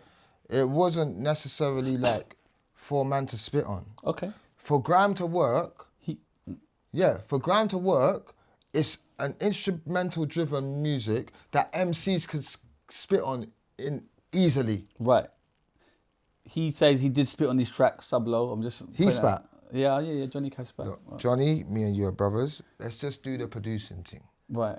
Just stick to that. But he said he rapped. I'm not trying to... You get me? Okay. You heard his bars? I'm not going there, bro. Big up Johnny Cash. No, big up. That's my brother. Yeah, I know. I'm saying, He said that you spent time with Johnny Cash. That's my brother. That's what I said. What are you saying about his bars? Big him up. Yeah. Big up Johnny No, Cash. but do you like his bars? The Sublo. No, I'm saying... I'll be honest, I don't know much about Sublo. You get me? Like, I was... Do you know much about his bars? No, I heard Hoods Up and all that. So you like them It's bars? cool, brother. I respect it. But You because respect it? But because I Do you wasn't... like the bars? Because I wasn't there in the era. Because I wasn't there in the era. You get what I'm Alright, saying? so you don't like the bars. But anyway, what I'm saying, yeah, Johnny Cash, he's another one that's been prodding away at me for a very long time. I don't think he's prodding at you, but he's trying to... Nah, he's at me. Because let me tell you something now, yeah? He's got a tune. I could go look at the time now, look at Destruction, look at his tune, yeah? Now, Johnny Cash comes from garage, right? Right. Is that right or wrong? Where does Johnny Cash come from? Yeah, well, then everyone can say they came from that. No, garage. but I'm saying he was League. bigger, he Okay, was but- popping. but okay, go on. He was popping over there with Okay, the rest yeah. of them, man, that was Right, popping, okay, innit? yeah, go on. That's Sublo. Yeah, all right. I don't really know much about it before I bumped into him on my journey, innit? Right, okay. You get what I'm saying? But Yeah. where I'm from, we wasn't playing that. Those songs that he had made, that ones that I know, I was playing them in my garage sets. Okay. They're the same type of like instrumentals that I said man was spitting over before there was actually grime, beats for man to spit on. Because when it changed, this is when it changed, yeah? When Jammer joined NARSTIE Crew and Wiley had Roll Deep. Right. And then we was, what do you call us? Rivalry Crews. Rival crews, yeah? And I made all the music for underneath NARSTIE Crew, and Wiley was making all the music for underneath Roll Deep. That's when they separated the sounds and you could hear it, the pure run through of sound. Was Wiley calling his stuff Esky? Yeah, he was calling it Esky beat. So then in theory, then how could Esky beat be compared to what you're doing? Because Esky beat is his own thing, similar like Sublo. Yeah, why is that a rival to you if your thing is grime? He's Esky. No, because it wasn't about that. It was about the crew factor and like spitting. And Wiley liked what was going on over there when he saw that. Because remember, he was doing garage and that. Right. Do you get what I'm saying? Right. So he liked it. So just to have it right, who started grime? Like, I'm not gonna lie, man. I'm not gonna lie. I'll be honest with you. Like, I've sat down and I've thought about it. Like, I'm definitely one of the first people to do it. Yeah. Right. Now, a man called me the other day and said, "You're definitely making grime beats before Wiley." A man told me that the other day, and Dizzee hit me. You know, we had a conversation. Dizzee was there from early inception. Dizzee was actually really rocking with NARSTIE Crew before he was even in Roll Deep. If you could look on the Steve-O the Madman show, he'll tell you the storyline. He only ended up rolling with Roll Deep because Wiley and them man called him to Bermondsey to do a hook for a Roll Deep song. Okay. But he was in the trenches with me, Stormin, Esco. Yeah. Get me, R.I.P. Esco. Yeah. Esco, Stormin, us. We was all making this style of music. Yeah. Do you understand what I'm trying to say? And blood, I'm just gonna say it how it is. That's what we was doing. Right. You get what I'm saying? And it's like cool. Everyone can have their claims or whatever they want. I don't really care because I'm going mad now. I'm already making electronic music. You don't need to come and catch me in the house space. Still, you can't even catch me there. We're gonna get to the Tiempo stuff. You know what I'm saying? But no, Tiempo is more time. So let's spend some more time. That's what I'm saying. We're gonna. That's more. That's a different chapter. Don't think I'm telling you about all of that because nothing's going on today. No, I know if it's going today. All right. First. So you started grime. Yeah, fuck it. That's what I'm saying. Same with chest, bro. What happened? The chest, you get me? No, you know what it is. No, you know what it is. You know what it is. That's not my. Like I don't feel like some kind of energy or like I don't feel like yeah man like you know them guys like yeah man it was me like I still don't feel it but it's like some of my brethren that was with me and when we was building like Jammer man seriously bro think about it they're showing me stuff they're like bro guys wasn't doing anything when you was doing this thing right. you get me? Guys were doing other stuff. This Yeah. is factual. So I was like, raw, you know what? Bro, man, are reminding me to the stage where I'm sitting and I'm like, raw, I forgot that.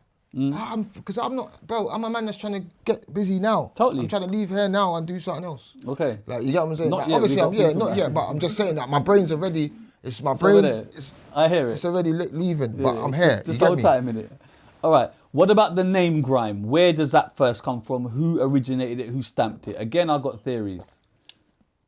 Do you want to hear my theories, or do you want to just tell me what it was? Well, it's between a couple of journalists. Hattie Collins, Chantel Fiddy, a couple of them people, and when they're writing their articles, it's like, oh, this sounds grimy. You're telling me what you're going to try to tell me about Big Nasty said that Skepta they... DTI? I forget all that. Okay. Okay, well, let me just tell you what happened. Dice Recordings I don't wanna claimed hear that. Skepta Forget DTI. that. They went to a shop, Cameo. Forget all of Cameo that. said, let's name it Grime. Forget Cameo. Name Forget it Grimy. They said, take out the Y, Bro, stop call it the Grime. nonsense. I'm telling you what's Stop the happening. nonsense. Stop the Okay, nonsense. Johnny Cash said his show Stop the when it was nonsense. on radio, I've had it. Stop. and they Stop. called it Grime. Stop. I didn't see any of that. I'll tell you what I did see though. What do you see? Not that. And on top of it, way before DTI, Grime existed. Yeah? Right? So people were speaking about Grime. Do you get what I'm saying? There was if you go and look at books and stuff before early times, you know, early Rewind or early like any journalism, people were starting to say, yeah, this is grimy, you know what I'm saying? And I remember we were saying, Grime's like what they put in the toilet, why they trying to call us shit?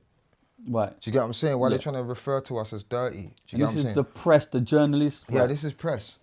Like, cool, I know, like, all right, cool. Yeah, maybe they did go to the shop and write Grime on the thing, but that's not why it's called Grime. And also, that's not the first Grime rhythms either.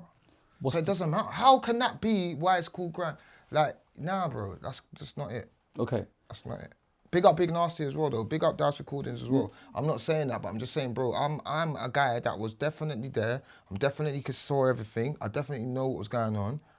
And a lot of these stories that I don't know where people, maybe that's their perspective of it. Some people, obviously, everyone has a different journey, yeah. Entry point to stuff, right? And they might think that's the beginning or whatever. But when you was at the beginning, all the other entry points are after. Right. But when you're hearing your music called Grime, you're going, right, then this is my genre now. I'm happy. I've never said I. That's what Monkey said to me one time. He said, Jammer, you're always the person that said, we're going to do this. Right. We're going here. Love that. We're going to do this. Get me? It's our studio. Yes. You get me? So I've never been at it's me thing. That's why I've never actually got the chance to say, you know what, I created this thing, or I'm definitely certain. Like, you know what I'm saying? I don't mind everybody calling Wiley the Godfather of Grime and all that. Yes, Wiley's played an integral role, and he was a segue, yeah, because he already had success in garage. And when he came over to what we was doing over here, when we was doing Grime, he segued it to more of the mainstream. Right. So he had a massive role in it. I'm not gonna take that away from him. But bruv, I was out here in the trenches, bro. There was a lot of things in the boots, and you get what I'm saying. Jammer invented Grime, folks. Let's have it right. Okay, cool. You joined NARSTIE Crew. You just said earlier that you didn't want to. Why did you join it? Is that a peer pressure thing? What is that? Oh, they joined me. Okay, lyrics, gems. Okay. I'm just saying, I didn't go to them. I didn't join them. Okay, so they... Do you want me to tell you what happened? Yeah, because I don't know. Look, so boom. I told you I was in 187 Crew, Yeah. double in it. Yeah. I didn't want no one to spit on my beats, innit? I wanted to make beats for instrumental purposes, is what I was explaining to you. So, Double's saying come to NARSTIE Crew to join. I don't want to go to NARSTIE Crew to join. Them man are on a mad thing. I'm not trying to do that. I'm just trying to be a little bit of a geek, stay in the studio. Them times there, my glasses were a little bit bigger. Making my little beats, smoking my little Thai weed, and eating some rice and peas and fish. That's my The good life. Yeah, you know what I'm saying? My family's around. It sounds good to me. Yeah, the kids are running around, everything's cool. My dad might come in the basement and look around for a sec, you get me? So I'm doing that. Right. I'm hearing about, this man got, I'm not really trying to go outside like that because it don't sound fun. You get what I'm saying? So I'm just making my beats. Dub's phoning me, he's like, man, come man, you gotta come join NARSTIE Crew, come join this thing. I'm like, Dubs, I'm not really sure about that one. I'm not really feeling it. This went on for a bit. This might have went on for like 2-3 weeks, a month and a bit. Maybe I'm over a month, you know, he was hitting me. And Dubs is my brother, man, I love Double. You get me? So he's managed to persuade me, he's got me to come, so I'm like, he's like, let me bring 2 of the man into your yard and you just play some beats and hear what they're, if you like them or whatever. So I'm like, all right, cool, Dubs, cool. So he's come to my yard. He's come with Stormin and Sharky. Right. And I've played them some beats. And I watched a documentary of them talking there already. As the Sharky was saying this on the documentary that Slim Ting done. It's Right. Black British music Okay, culture, yeah. the BET. Right. You see the BET documentary? No, I see the darkest one. That was a BET one. No, the one that they done with everybody about. They got No, I haven't one. seen It's it, on no. Netflix. It's No. got about garage, Big up Slim Black Ting, British though. culture. Then it's got Okay. about the grime. It's got the whole Right, timeline. I need to check it. So yeah, so they've come and then they heard my beats and they was like, raw, they never heard nothing like this before. Do you get what I'm saying? And then that day they just wrote songs to my beats and then we made Give Me the Mic and Let Me Get Raw. And then they just never left my house ever again. So they never left my house. Okay. So I didn't join them, they Right. joined me. Right. You get what I'm saying? I hear I'm just saying how Right. it was, you get me? And But there RIP is a my brothers. conversation saying you are part of NARSTIE Crew. Does that conversation happen? Nah. Okay. That doesn't happen. By the way, I'm the only man I've seen with the real. Okay, look. Hey, cameraman, don't gas me. Hey, yo, pick up These the man- fucking I camera. still really know what's going on. I'm him. You got it? I'm Okay. him. I'm really him. Right, so hold on then. You have a NARSTIE Crew tattoo, Yeah. but you don't join the crew. No. 1 and 1's not equaling 2 in my book here. How does that work? So let me tell you what happened. So look at it like this, yeah. So if you think about it like this, they've come to my yard, innit? Yeah. They've just not left. Right. So we're just there making tunes. But you're happy with that arrangement, yeah? Of course I'm happy So with it. I'm just giving you the Yeah, perspective so because Sure. like sometimes I have to lay it out in a Of certain course. way for people to understand. You get Sure. me? So these men have come. Obviously, I've actually rated what they do lyrically. We've connected, had a really good session, chemistry-wise. Man, them got on. You get me? We caught jokes. So now, this thing's feeling like raw. Okay, I kind of get what Double was trying to tell me to come and link him for, innit? Yeah. So these times, yeah, they've ended up just coming to my yard, innit? We're just at my yard all Yeah. the time, whatever, what's not, yeah? And then I just started to make all the beats, innit? And then now the beats, and then obviously I DJ, so then I started to go back to back with Mac 10, so it was Jammer and Mac 10 back to back. Yeah. But I was still just the producer. Right. Right? Then I started to distribute, because remember, I used to work at Essential Direct, big up Kevin and my man, the other one, big up Kevin and Chris, because you man were my guys, but the other guy, your other partner, Gary, that's his name, he was a pussy hole, yeah? Them man there- Allegedly. yeah, nah, definitely, unallegedly, yeah? So, but these times, my man, yeah, so I obviously, allegedly, I stole the database, innit? Right. So for all the record shops. So because they were trying to I ain't mad at it. they were trying to mug me off at work, innit? Trying to make me like make tea, that's not in my job description. Right. Trying to make me hoover up, like, you know when everyone's finishing work and everyone's walking past, yeah, hoover up now. Why now? Right. Like, well, you could have made me hoover up early in the morning when no one Okay. was about, but you're trying to make me look like a dickhead. All right, cool. Get your cup, dip it in the toilet, put it back. You get what Oh, I'm saying? come on, bro. Nah, sometimes, yeah, because I was 16 sometimes. They're trying to make me. They were trying Gary's going mad right They now. were trying to demoralize me, innit? Right. So they were pushing me. I'm just trying to show you where I was at. Listen, in I life, watched innit? these, they're very liquid, you know. Yeah, no, it's cool. That I know that you're not gonna do that to Come my on, cup. You get bro. me? Right. Yeah. Take a sip for them, man. Come There. on, yeah, right, come on. That one there's dedicated to Gary. Know what your cup was tasting like. Yeah. Mental, So man. these times now, but they was, you get me? They were Yeah. being very racist to me. Right. You get me? Saying the N-word, just doing stuff. Right. But Sarah Lockhart was in there. She was always like, don't have that. She would always support me. Yeah. You get me? She would always support me, say to me, they can't do that to you. They and she would back my corner. But yeah, so anyway, after dipping them man's cups in the toilet, Because also they used to send me to wash the cups to make the tea. I'm not a tea boy. You get me? You can't take me for no tea boy. Never ask Jammer for a cup of tea, folks. No, you can. You can ask me for a cup of tea, but don't mug it. Yeah. Do you get what I'm saying? No pun intended. Yeah. But Right. yeah. So where was I though? The NARSTIE Crew thing. Yeah. I'm trying to understand. You're saying you're not part of them, but you have the only NARSTIE Yeah. So Crew I stole the tattoo. database now. Yeah. Yeah, you saw the database. Go on. So boom, I've stole the database. Yeah. Allegedly. What's that? Emails. No What? emails. Facts. What is this? What is Are you Rolodex? What is this? Brother, you know the little box that you get? The and then Rolodex flip thing. it round? Yeah, Rolodex thing, the Yeah. Rolodex. With the paper on it. Rolodex. Yeah.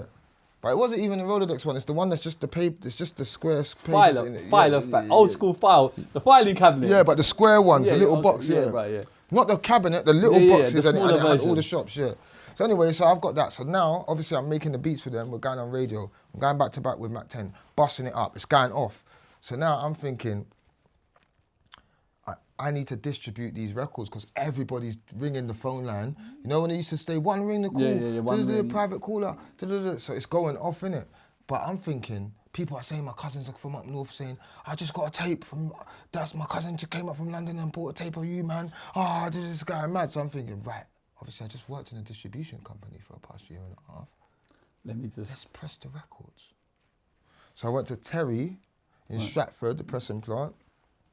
Big up Wiley, introduced me to Terry, you get me? And then it just started, I don't want to say too much. It's taxman and that. Okay. Yeah.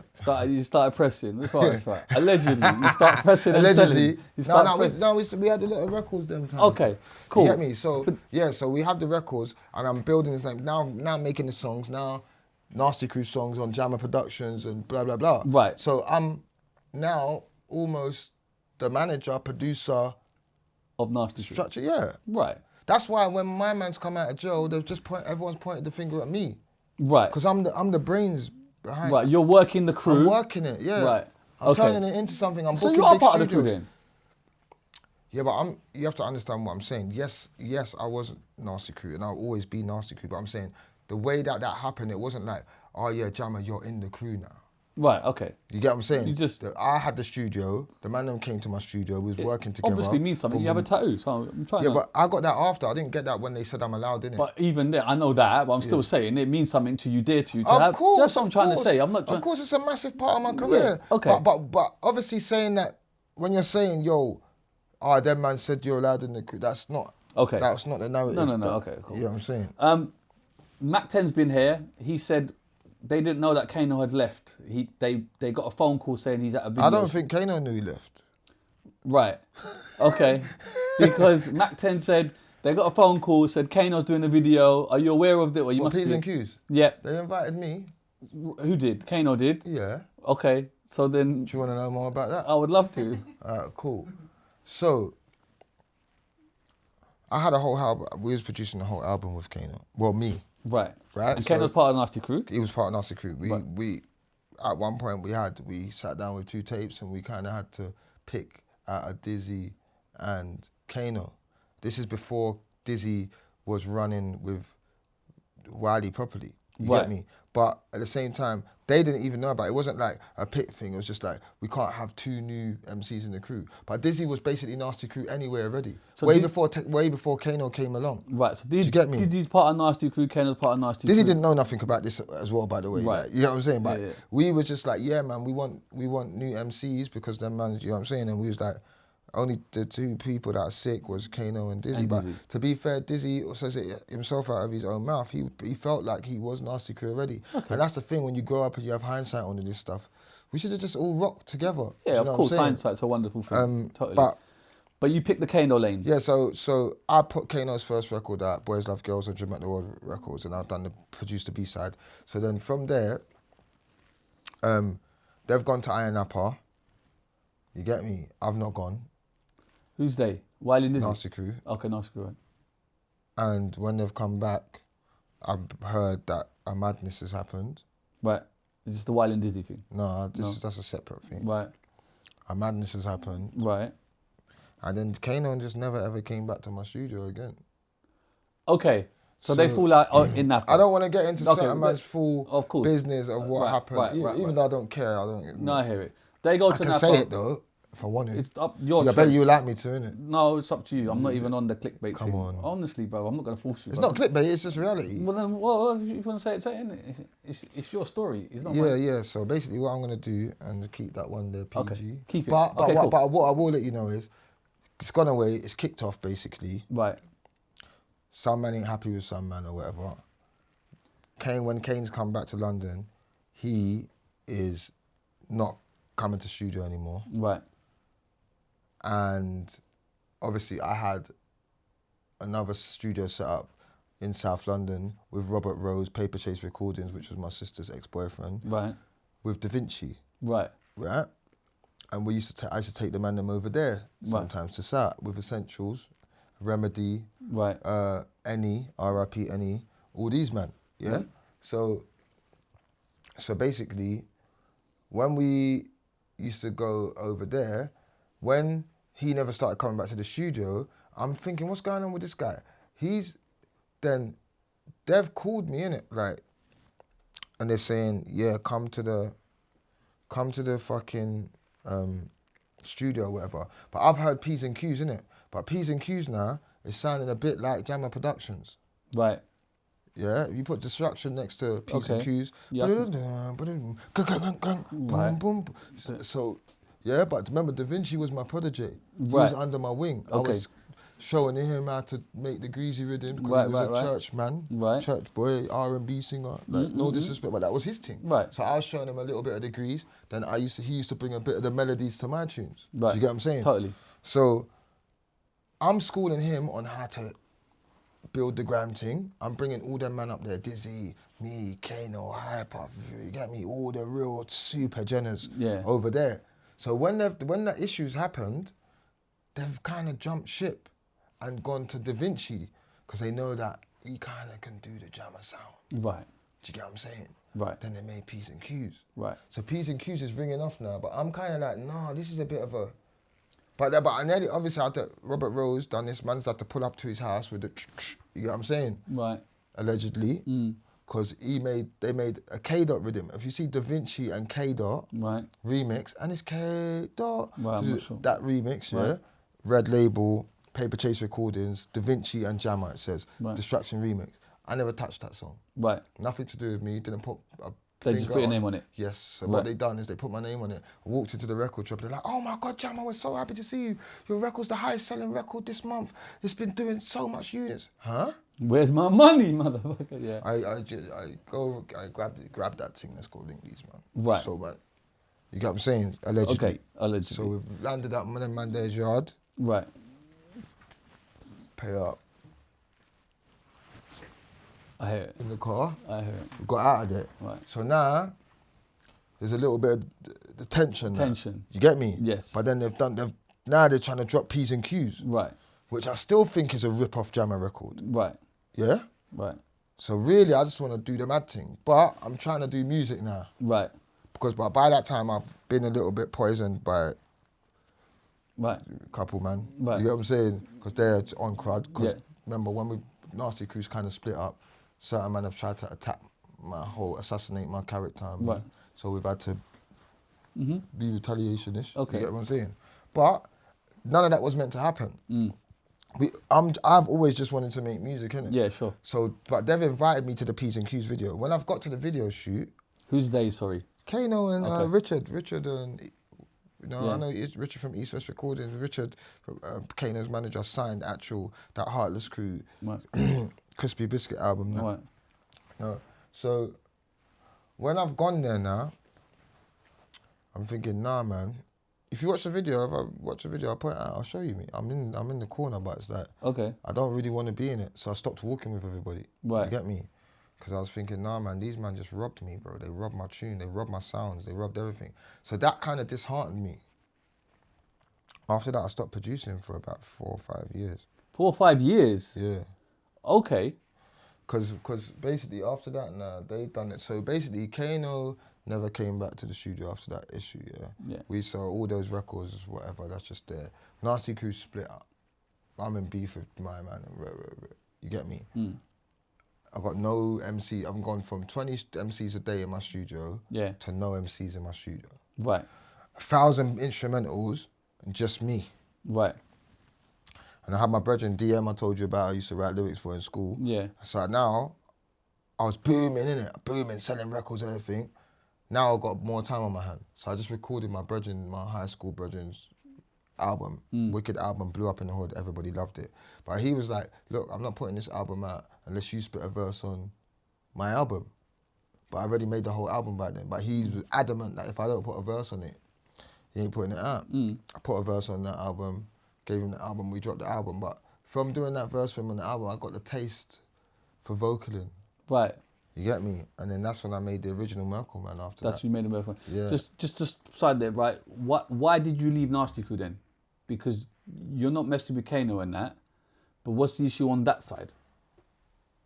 After leaving NARSTIE Crew, No, but why did you man leave put then? in the work in. That's when man them started murking. Them times I realised that it weren't working. Then I started to spit. Then I came in with a Slew Dem clip. Now that's the lyric I wrote about it. Okay. But what are you saying? I'm saying, why did you leave NARSTIE Crew? Because Kano's left, but what? They wanted to kill me. Okay, why? You don't know. Honest to God, I don't know. So I've heard things, but I don't want to. Okay. So basically, boom, boom, boom. I told you what I've done with the crew. I'm with the man then, boom. I've made the instrumentals. I'm popping. Yes. You know what I'm saying? Yeah. Rocking. Right. You know what I'm saying? Nah. Boom. Marcus has come out of jail, innit? Right. So obviously he's the super villain, innit? He's a super villain. You know when you Allegedly, see the, right. Allegedly. Right. Yeah. Big up Marcus. Big up Marcus. Marcus is my guy, Yeah, innit? yeah. Bro, it is what it is, innit? You get me? Right. This history is always going to be told. Okay. Niggas can't run from Yeah. what reality is. But at the same time, in hindsight now, everybody, you know, it's all love. Everyone's making everyone's music or older, whatever. yeah. So everyone's older. But look, it's what happened, innit? Like, he's come out and he's like, where's the bread? Where's what's going on? Obviously, I was making a NARSTIE Crew album at the time. About to get signed to Polydor, Jade Richardson, Ben Palmer, all that. You know what I mean? I was in the record labels from there. You know what I'm saying? I was doing business. Yeah. That's what I'm trying to say. You're not respecting my Why thing. am I not respecting your thing? How can you say that? Listen. I'm listening. Keep your ear to the ground. Right. You know what I'm saying now? Yeah. So them times, seriously, I'm shopping them, innit? I'm in the majors, I'm in the offices, I'm in Hyatt Street, Kent. Yeah. Them times there. Those offices, yeah. 2003, 2004. Yeah. Come on, brother, think about it. No, come on. Do the maths. Yeah. So these times now, my man's come out of jail. And then everyone's saying, Jammer's got the money. Okay. You get what I'm saying? But you haven't signed anything. So what money have you got?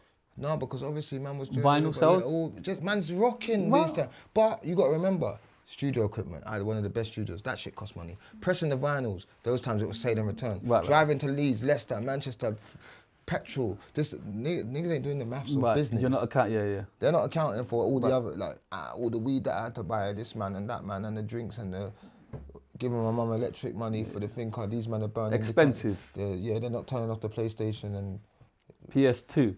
PS2. Ridge Racer. Ridge Racer, all that's going on. PS1. ISS. Yeah, ISS. All that. Crash Bandicoot. Yeah, Crash Bandicoot. Yeah, so I'm just saying. That's an ISS. Yeah, remember that. Come on, Bad you know boy what's game. going on, Oh, trust shit. me. Okay, so then they feel a certain way. That man have said, obviously, you get me? Now, everything turns to me. Okay. So I've just got bare red dots. Do you know in the films when the snipers coming? So I'm trying to dodge all these bullets. Right. Do you get me? So then I've had to, that's when I you joined Slew Dem. Well, I didn't join Slew Dem. Slew Dem's from my block. Them man were trying it. Them man are from my ends. Do you get me? They're saying they can't do that to Jammer. Okay, so we're rocking. Nah. Right. So we're outside. You get me? Drive by. Driving by. You know what I'm saying? So I'm just saying, allegedly. No, but things was going on. So you joined Slew Dem as protection, basically. Don't do that. No, I'm not saying it like that because. Shizzio, respectfully, hear me. You're not cut like that. You just want to make music. No, so I respect the choice you make. You know, if I really want to get active and go down. Yeah, but anyone can. No, exactly. We're all from that. Yeah, no, but that's but we'd rather not. No, yeah, but I'm just saying. The way you're trying to. No, I'm not. I don't mean no disrespect to you by saying that. No, I really don't. I never joined anyone. Okay. Yeah. Okay. Everybody that you've ever known joined me. Okay. I'm where the motion is. Okay. I'm where every... So Slew Dem join Let's you. have it right. Let's have it right. Let's have it right. Everyone chat shit. Everyone come to me. Okay. If you didn't come to my basement, you want anything to do with anything. Yes. You get me? No, I hear you. So I didn't join, no, everybody joined me. Okay. For some form of clout or up or Right. whatever. 'Cause you're the guy. From the beginning of time. You get me? This is factual. Yeah. Go slap that in the museum so they can see it. They've already done that anyway. Done so that. They Yeah. did it with the blue plaque. Yeah, that's what I'm trying to say. Just to let you know how No. iconic and historical my thing is. You get me? And I'm still alive. I'm the only person that you know, a live nigga with a blue plaque. Now, calm down, Carl. You tried to say that I joined I man for didn't mean protection. it like that. I didn't mean it like that. Obviously you did security now, innit? I did it then, didn't it? Or you still doing it? Not really. Well, I ran a couple bits and Right, bobs. so if I was with you, would you say that I joined you for protection, yeah? What do you mean joined? Well, it depends on why you joined, didn't it? Yeah, listen. But go on. First of all, you can't join someone that was wanting to join you. Okay. I didn't know that. So how this happened is I'm in the ends. I'm with man anyway. All my peoples, all my families, we grew up together, innit? Right. So if someone's troubling me, yeah, they're gonna feel something. automatically, it's their problem. Do you get what I'm saying? Yeah. On top of, if you actually you're making music with me and you want me to produce your records and you want to come to my shows, I remember I'm rocking, you know. I got Murkle Man. I'm booked up. These times Skepta ain't even got a single. Yeah. You know what I'm saying? I'm just understand. letting you, yeah? Yeah, please. So yeah, I'm please. rocking. Yeah. Yeah? Yeah. So everyone's coming to my, remember how, like, rocking, heavy. So them man, they need the lights here, innit? Tempah T was rocking with me, coming to my shows. I heard these things, come on stage, yeah, swing back. Nah, Tempah T, you know what I'm saying? Man can't try to remix my thing. Remember for time, I just be quiet, innit? Because I don't want to make problems. No, of course. I just be quiet. Nah, I don't care. No one can't tell me nothing. But I respect that mindset. You just want to do what you want to do. do. No one can't tell me nothing. I'll be humble, and I'm not even not being humble. I'm just saying what the truth is, Yeah. you get me? Whereas before, I might have not said that because I just can't be bothered with the headache. But it's not a headache now. Man can't see me and say, oh, you said that, but it's not true. It was true. You was there. I saw you see me, see you see me. So it doesn't matter. You get what I'm saying? But what I'm saying The is, amazing thing is all water under the bridge. no, of course it's water under the That's bridge, what but I this like what to you get wanna me, know. we You wanna know Well, about the. it's You want the history. juice. You want me to spill the juice? No, no, no, yeah. no, You know what I'm saying now? So boom. That's the clean cup. Yeah, no, don't worry about all that. But you know what I'm saying, yeah? Right. So boom. Nah, so we're rocking. Obviously, it works hand in hand though, innit? Obviously, I'm helping you, man. You get me? I can't go to my show and spit on the mic and be focused about my lyric when I know that a man might shank me in the back. Yes. So obviously, I need a couple man there Totally. as well, innit? So it goes hand in hand, but it's not, oh, I've joined you, man, for protection team. We all came together to make what we was trying to build go further. You get it? How much pressure is that psychologically when you just want to do music and you have to look over your shoulder because... That's mental health. That's why That's what I mean. Yeah, that's mental health. That's why I never ever wanted to be a bad man, because all of the bad men that I know, they don't live a good life in the end. Right. There's paro, That's even it. me, I've got paranoia from doing music just because I know, I go in a room, 90% of this room knows who I am. I don't even know who 10% of the room is. Yeah. That's psychological madness already. Do you get what I'm saying? And how does one handle that? Blood, you just be a warrior, a soldier, and just, you got to crunch through that. Yeah. You get me? Because there's no rule book, there's no blueprint, there's no instruction manual, I You guess. got to crunch through that, man. It's never happened before. Do you get what I'm saying? And kind of kudos to you because you're actually still going out. So you didn't crumble and say, right, I'm not doing this anymore because I'm in fear or whatever it is. Sorry, I don't want to use that word, but do you get what I'm saying? Like, this No, is there's not times what in my life that I feared for That's my what life. I'm saying. Of course, man's But I want to don't kill want- me, yeah. but not just them man there, many men. But that's what I'm saying. It's Which like, therefore it's for like, me- what the fuck have I signed up for? This is not what I want. I just want to do music. And I signed up to win.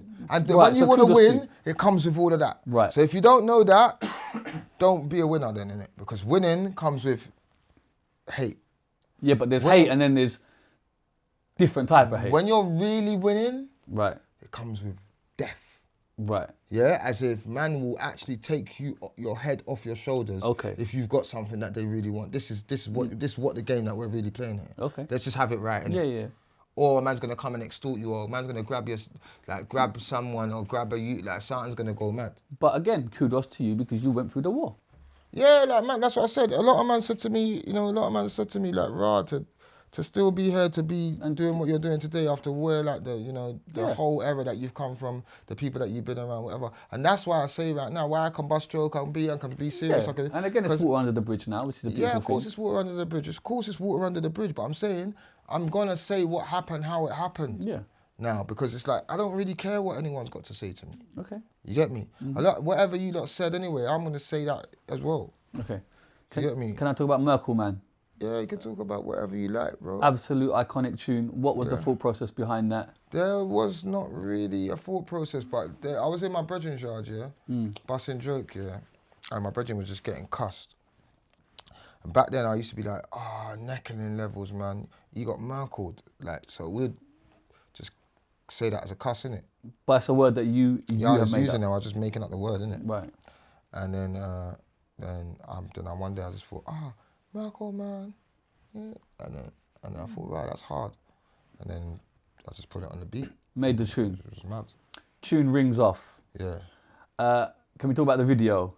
Yeah, man, the video was me just pissed off of everyone wanting to be a bad man as well at the time. Very iconic. What made you put on that outfit? Because everyone I suppose was being too serious. Right. Everyone wanted to be a bad man. Everyone was standing in front of cars that they don't own, acting fake like they was from America. Right. I'm watching it. I know all you lot. You're not from America and you don't have that car. You're pissing me off. So I'm thinking, okay, what can I do? That's very creative and out of the box, and not to take myself so serious and not to make this just about some bullshit. You know what I'm saying? So I decided to get a leotard. Yeah. I got it from the shop. I cut out the middle bit with my guy named Kavanch, and then we sewed in the Murkle Man logo. Then I went and found some boots, some fireman boots. I put them on. You get me? Then I went to the silk shop. You know, they were down there. You see Whitechapel down there where they on Brick Lane where they sell all the Asian lady sells all the material. I got the green part, the purple. We sewed it together, stuck that on the back. That was it. I was the first nigga superhero from East London. Actually, I'm the first black superhero from England. Yeah, I hear it. Kudos to you. But again, it's put in that mindset because you're taking a comical aspect to wear a leotard when everyone is rough and spitting hard lyrics. I had that, man. For you had to that change the well. narrative. Of course you had that, but we I'm had saying that there as well for on the you day, to so- want to change the narrative and put yourself out Allegedly. there. For you to want to change the narrative and put yourself out there and look like that and do that. I don't care. That's what obviously, but I'm saying kudos to you for fucking doing that. Yeah. And that's how me and Lethal B got into it as well. Okay. You get me? Why did you get into it? Because basically that day, Lethal B had an album dropping. I think it was with like East West Recordings or something. I can't remember what label it was. And basically, they didn't give him no budget for his album, innit? Right. Yeah. And they didn't give him no budget for his album, so he's called me up. He's like, Rod, labels, they fucked me on the release, innit? They're not giving me no budget, so I can't do no adverts. Do you mind recording an advert for me? Right. I said, all right, cool, man, I'll record the advert for you, but I'm gonna get one of the youngers to do it. These times, Angry was rocking with me, yeah? So I got Angry to record his advert for the bass, but at the same time, I said, it's gonna be mad for me today because I'm shooting my video. He's rocked up to the house, he's seen the suit laid out on the table, you know, like in Batman's cave. So he's seen the whole thing, like the accessories and the glasses and the goggles. Yeah, so he's looking at this like, he's looking at it like, raw. He's looking at me, he's looking back at the thing, he's scratching his beard. But at this point, I know in his head, you're being a pussy. In your head, I could see the pussy on radar. Like, Right. But it's my brethren, big up Bizzle. But I'm just saying that he remembers the day I remember. So he's looking at me like this. He's like, raw, what? What do you reckon? What? I can diss you on Westwood tonight because remember he ain't got no budget for his single that he's about to drop. Right.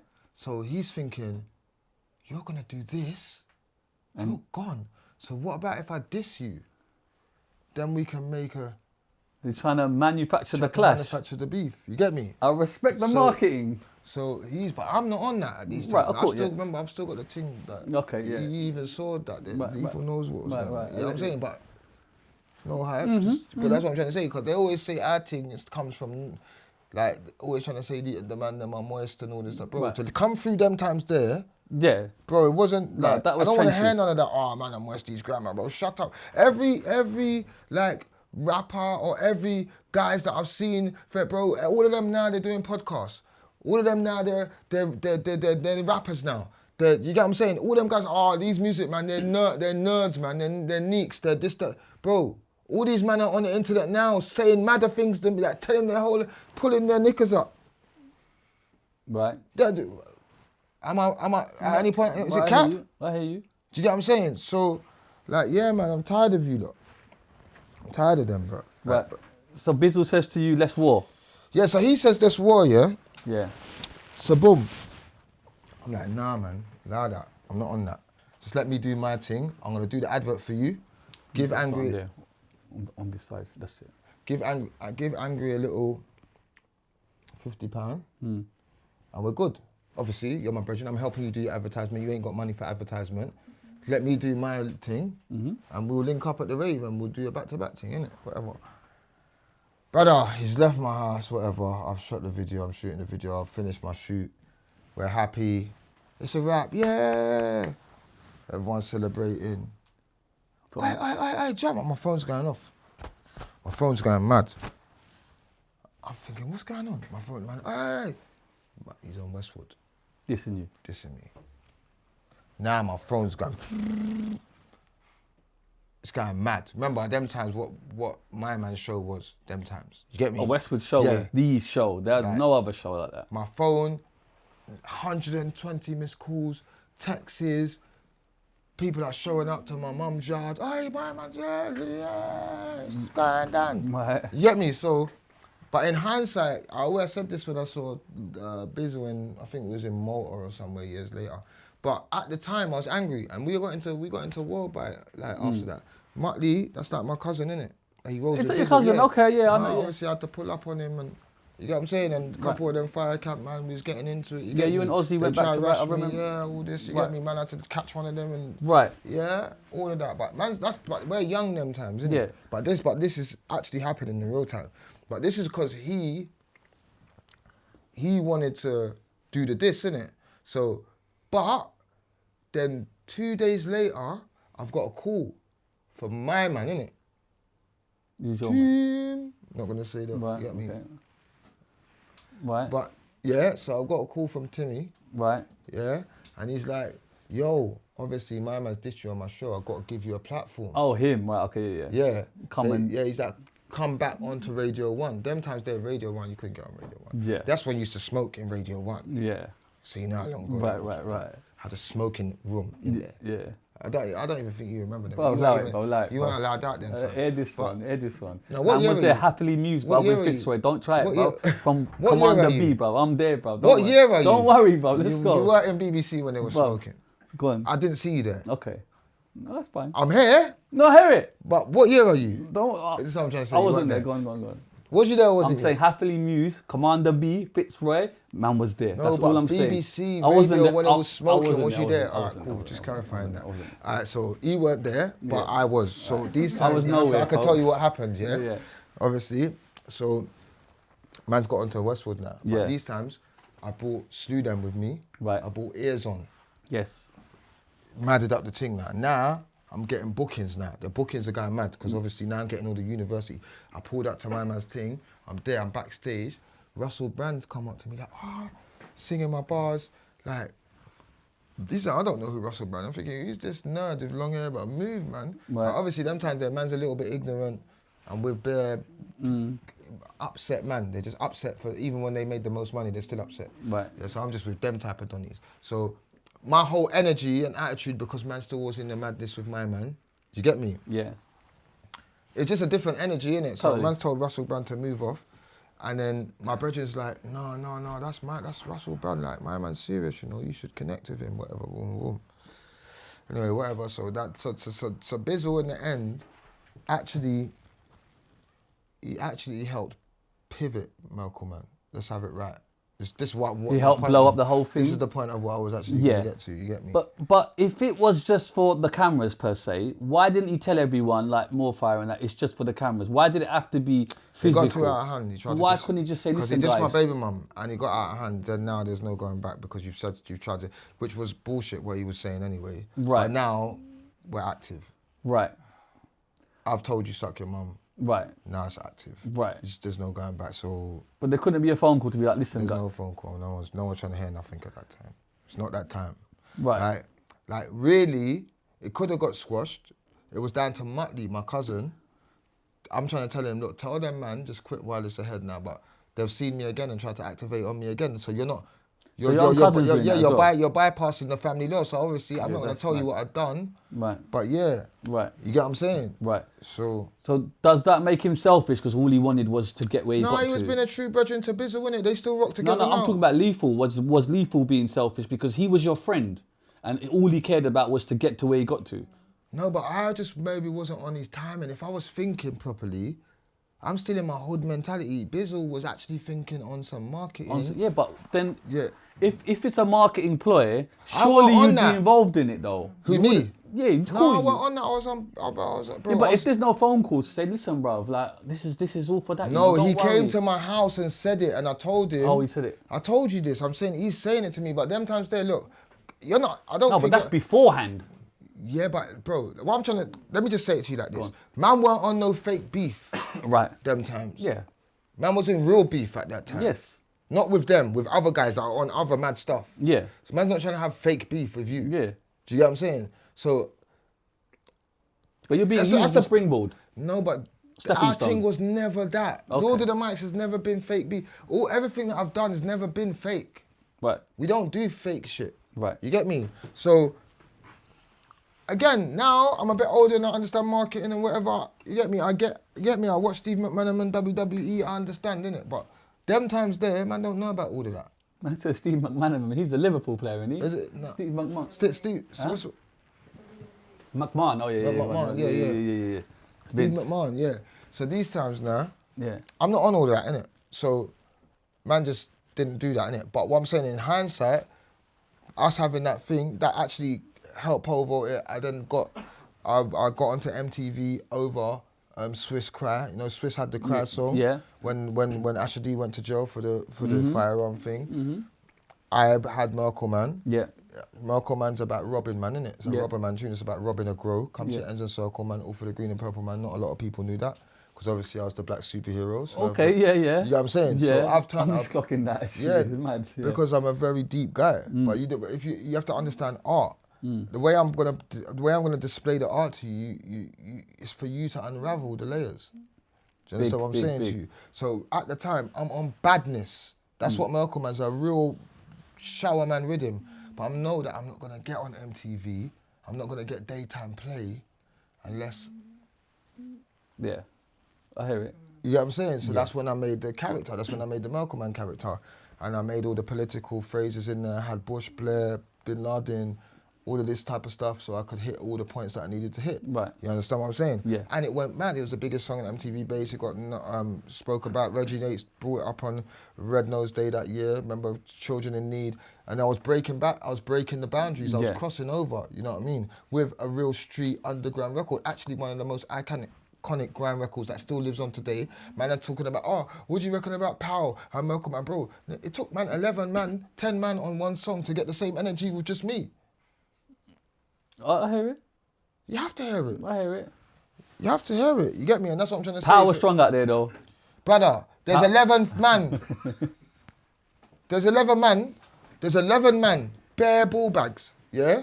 Then there's just me. Me on the stage. Me with the instrumental. Me. Whole of Glastonbury. Lifted up. Me. No man with me. No. Yeah, so, and that's the Got a thing. point, got a Yeah. point. You know what It's I'm a saying? big fucking tune, bro. And it still slaps today. It is iconic, bro. I heard it like earlier on and it still slapped. The mix and the master. If you I try was to like, perform bruh. Power now, I bet only 3.5 man are turning up. No, I think he did a reunion, didn't he? Do a reunion? Yeah, 4.5 man turned up. Everyone wasn't there, brother. Can we talk about the remix? Because people don't know that I love Dizzee... Bizzle as well, but I've got to have my own banter as well. Do you get me? I'm not gonna the thing is, that song, you get me? It doesn't really get performed the way it's meant to get I performed. can imagine it's hard You get to me? get everyone. And Yeah. it's not. There's reasons, isn't it? Yeah. But what I'm saying is, my tune, only person I have to rely on It's me. is me. Press play. Exactly. I respect it. So we're gonna be rocking for the next 20 years. Yeah. With that one. I love that. Yeah. So that's that. The remix, Dizzee Rascal, D-double-E. A lot of people don't necessarily know that that's a thing, but it's a thing, man. Yeah, cool. Do you know what I mean? So that was no one. Like Dizzee weren't really rocking with no one at them times. Right. You get me? He weren't really rocking with no one at them times. And I made Murkle Man. I'll never forget. He phoned my phone. He's like, Your mic on. Yeah, go on. he phoned my phone. He was like, "Rah, yo." He's like, "What's this? This is mad. Like, this is crazy." So he was on tour. Right. And yeah, brother. And then he called me, and I went to link him at the studio. He's like, "Yo, we need to do. I want to do the remix with you." Obviously, Dizzee's fucking. Yeah, at that time he was gone. Yeah. He was out of there. Okay, boy. No one saw him. You just didn't see him. It was a myth. Yeah. You get me? But he's phoned me, and I remember the first time, a couple of times he phoned me. The first time he phoned me, I was thinking, "Oh, like, I thought it was a prank." You know when man used to prank call you and putting a voice in that. Right. But yeah, he called me, and I went to the studio, and he was like, "Yeah, let's do it, whatever." I started vocaling, and he was like, "Rah, you sound like the record, the actual record." And we just, and then we made the record, me, him, D-Double. And then that's when I told you I ended up coming out of Reading with him. That's when the thing happened with the mic. But I didn't perform, I don't know, I think we performed that tune, I'm not sure. But there was another song that we made called Puff the Magic Dragon, which, Puff the Magic Lemon. Right. So it's Puff the Magic Lemon, sending you to heaven. But you know that film, the Puff the Magic Dragon, they wouldn't clear the top line. It was meant to be on Mcing English album. So that after we heard Murkle Man, he was like, "Jam, I have to have you on my album." Then we made that Puff the Magic Lemon song, and then the film wouldn't clear the thing, so it was going through loads, and then we didn't have time to make another song to make the album. Right. So I was kind of pissed that it didn't end up being on Mcing English. But yeah, me and him really created a close bond, and then he wanted me, like, I don't know, man. Me and Dizzee have always got on in it. Yeah. But then after that, he was like, "Yeah, I want you on my tour. Like, I want you to roll with me." And then we just started rolling everywhere together. And then from there, I guess you got a choice because you joined Boy Better Know, right? But could you have not joined Newham Generals? Because I suppose that's... I'm not from Newham. Right, so that don't make sense. But it doesn't, you know what I mean? I'm from Waltham Forest, they're from Newham. Right, but the Skepta's from North London. What's that got to do with anything? They're not called North London Generals. Okay, Can you not just bypass the name, the fact that they're your, no? They're the Newham Generals, that means I'm never going to be a general because I'm not from Newham. Okay, that's a bit, all right. But it's just a name, it's a crew name. I know, but I'm saying... Because it's more than just Newham now, isn't it? It's like a... but their crew, that's what it is. You're from Newham. Okay. To be honest, NARSTIE crew was kind of a Newham-based crew. Right. I was the only person not from Newham in that crew.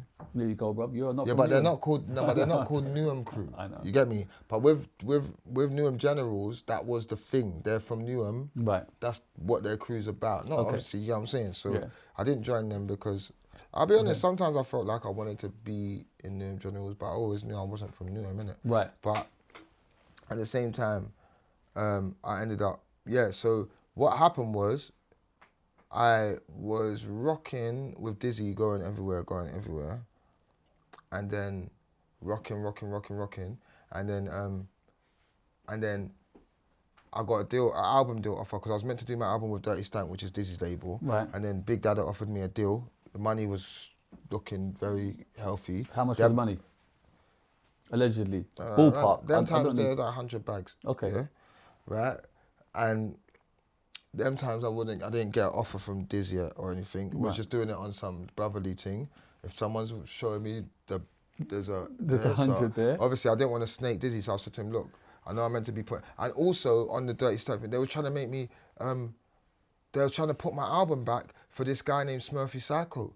Like, I know there was a guy named Smurfy Psycho on the label. Right. He's known, like, I love Smurfy, big up Smurfy wherever you are, but you're not as iconic as Jammer and the Murkle Man.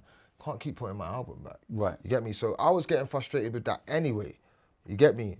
Because I just wanted to drop. I was ready. I had big tune. I had shit in it. Yeah. Right? So I phoned up Dizzee. I was like, "Look, bro, I've been getting offered the album deal over here. They're offering me rare. You get me?" And he's like, "Brother, I'm never gonna stop you from getting to your bread in it. So take that. Go get that in it." Yeah. So then I've gone to do the deal with Big Dada, and now I'm not really rocking. Obviously, me and Skep we'd seen each other, but we wasn't rocking like how we was used to rocking. So them lot just made, I think, we need some more girls in here. Oh, they come link me, like show me the beat. They wanted me to mix it down in the Roll Deep studio. Big tune. Right, so all this is happening at the same time. But now I'm not with Dizzee every day. and Newham Generals and just at his yard, and we just became close, innit? But at that time I was doing all that, I was still inviting Skep to come, like to Ibiza to see what like Dizzee was doing at Ibiza Rocks. I wanted Skep to see that because I knew that he was doing like Rolex sweep, and I knew that he was going down that road, so I wanted to see, show him the next direction of where it was meant to go. And then I was inviting him to Dizzee's house, and then so we was rocking, but not how we was always together in it. And then when I left there and I went to do the album with Big Dada, I just was hiring out big studios in Waterloo, this, that, and I was just back to my studio lab element, like just making beats and that. And I remember Skep called me, he's like, yo, Jama, like, why are you out there just rocking on your own? He's like, come home. Like, come link the man in a minute. And then he was like, yo. Obviously that tune started to pop. Oh, it was a big tune. Yeah, but we was always saying Boy Better Know from the basement anyway. It's not like we're screaming that, so so it was just like a natural progression. Was Duppy prior to that or before that or after that? The Duppy rhythm with Creed? Because you're on that, right? You know what I mean? Skepta's on. That's before. Is that before? I don't think we weren't like Boy Better Know. Okay, because it sounds like a BBK tune, right? Wiley, Skepta, JME, you. Yeah, but then Bear Man's on it, Footsie's on it. Yeah, we're just rocking. That's the only that's kind of in between us having.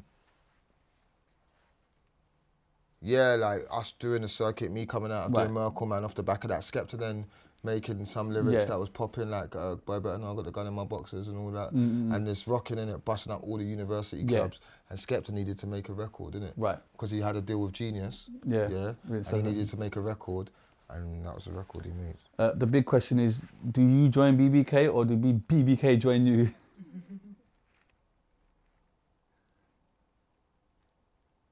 They already joined me. Okay. For the first time round. I'm just making sure. Everyone who came to the basement joined me. Joined you. Yeah, and obviously, I'm dead serious, but I'm also been humorous, but I'm dead serious. I didn't go looking for anyone. Everyone knew about what I was doing. I was like, let's have it right. Like, you know, obviously I'm boss and joke and I'm a bit witty and everything, but I was making such a big impact in all of these ends. I was making such a big impact before the internet, in all of these different areas. Everybody wanted to know who I was. They wanted to speak to me. They wanted to get near me. They wanted to work with me. Every single person's told me it. Yeah.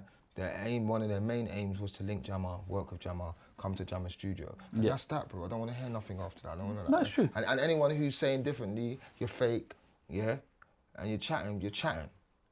So that's it. Like, we're just gonna, because I'm after this, I'm not chatting again. Like, this is what I said I'm gonna say. Jammer's last interview, folks. Yeah, it's not my last interview, but I'm not. No, say that. I'm not I really, need that edit. You get me? I'm not really talking about. That past again. Yeah. I get it. I'm only stating this now because I'm about to show you what the future looks like. Totally. We're going to talk about that. Yeah. 100%. What album was that? The Big Dada one, the first one? That was called Jumanji, that album. Jumanji? Yeah. This one? Yeah. Sealed. Don't piss me off. Serious. Sorry. I respect it. I respect it. No, I respect it. You see the man them that got the sealed album, that's how I know you know you respect my art. Bro, listen. Sealed. So you want me to tell you how I came up with the... I would love to, because again, the elephant and all that was amazing techers from you. So basically, marketing. So remember when I told you I left, when I told Dizzee I got to go and do the deal, Yes. I already made an album called Top Producer. Right. I leaked it online after. So if you go online... Where, on LimeWire? Yeah, it's just on YouTube. Yeah, I think Napster. Napster or one of them. But I'm saying if you go online now, it's on YouTube. It's unreleased. It's never been on DSPs. It's my original album. It's what I signed the deal for. Right. Yeah. It's called Top Producer. But when I went to go to the label, I came at my house. We got my cousin Daniel. I've given him my rucksack like that. Yeah. And he's dropped the bag and the hard drive smashed on the way to Handle. So I lost the whole album. They couldn't repair the hard drive. Couldn't get my thing back. So then I went to the label and I told them, look, basically this has happened. And they said, we'll just give you some more money to go and remake another album. So then I went and made this album. Another 100, you get me? Yeah. So they gave me more money to go and make the album. Yeah. And but what was really mad about this is because I already had my whole idea of the album. I've been making songs. couple of my classics was on it. Murkle Man was on it. Thing was on it. Lost them all. Everything. No, obviously the whole album, the new songs, I couldn't get them. I can't just make a tune with Murkle Man and an album with two songs. So, but when you get a minute, go listen to this album called Top Producer. It's got everyone on it, bro. It's iconic, bro. Right. Like, it's bangers as well. Like all the beats, like this. Like don't get it twisted. I love this album and I think it's a great piece of work and whatever, what's not. And I'll talk you through the cover in a minute. But what happened was when that broke, obviously I'm just in no man's land. You need obviously they're giving me more bread, which ain't gonna help really when it comes to creativity. You need time, yeah. So I've gone to the studio, so now I'm just making beats as I'm going along. I'm trying to make songs for an album in a moment that's not really feeling like a moment to me. Do you get me? Totally. So I just making these songs, and then I ended up making this album, having a few people on it. Got the man them on there. Yeah. Whatever, what's not. Boy Better Know. Yeah, I put everyone on Newham it. Generals. I tried to bust everyone. Look, jamming's on there. I've been always jamming. I've been trying to. Come on. Been putting you on my storm early. Yeah. Anyway, so these times now. I've gone up, so now I don't know what the album's gonna be called, innit? You know, when you're making an album, I always come up with the album idea at first. Like I have a concept, I'll think of, okay, this is what this is gonna be about. Then I start making the music around that. So now I'm just making music, I don't have no direction. So I didn't know the name so I finished the project and the label saying to me, what's the name? Like we need a name. Because you finished the project. But I'm like, I don't know what the name is. Right. Yeah, let me think about it. Now, album deal, the album's got to be dropping. I don't know what the name is. I can't think of what the cover is without the name. And you put on a movie and it's come on the screen. And then I went to sleep. I remember I was stressed. I went to sleep. I remember I've gone to sleep and I was with one of my exes at the time. I fell asleep, yeah. But she was chatting shit. So I was, I've fallen asleep, but I've kind of fallen asleep vexed. You know that? You shouldn't really go sleep vexed either. Yeah. But when I've fallen asleep, I've fallen asleep and I've woke up in my dream, it just told me to get elephant. I said, get an elephant and call your album Jumanji. In your sleep? In my sleep. Okay, and I just woke up and I woke her up. I said, I know what to call the album. I said, Jumanji. I said, I need to get an elephant. Started to search. Thing. I thought you saw the movie it was on or something. The Robbie Williams movie. I don't get my things from movie. My things from the sorry, bro. inside. Yeah. So these times now, right. I've woke up the next day. I've called the label. I said, right, I want to call it Jumanji. I need to get an elephant. They said, you what? You do want to do what? Yeah. I said, I need a real elephant. Like I need to shoot it. Yeah, this with is real a real elephant. I don't know if the lights are catching this because of the cellophane.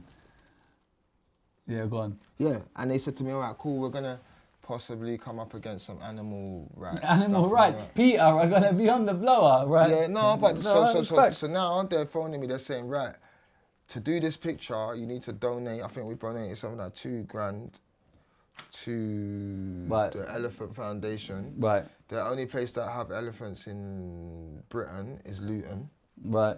So we had to travel to Luton, and then they brought these elephants out, and I didn't know this, but they get their what's these called? The tusks. They get the tusks. This is the font like. What's the thing called, man? Oh trunk. my god, trunk. So they get their trunk.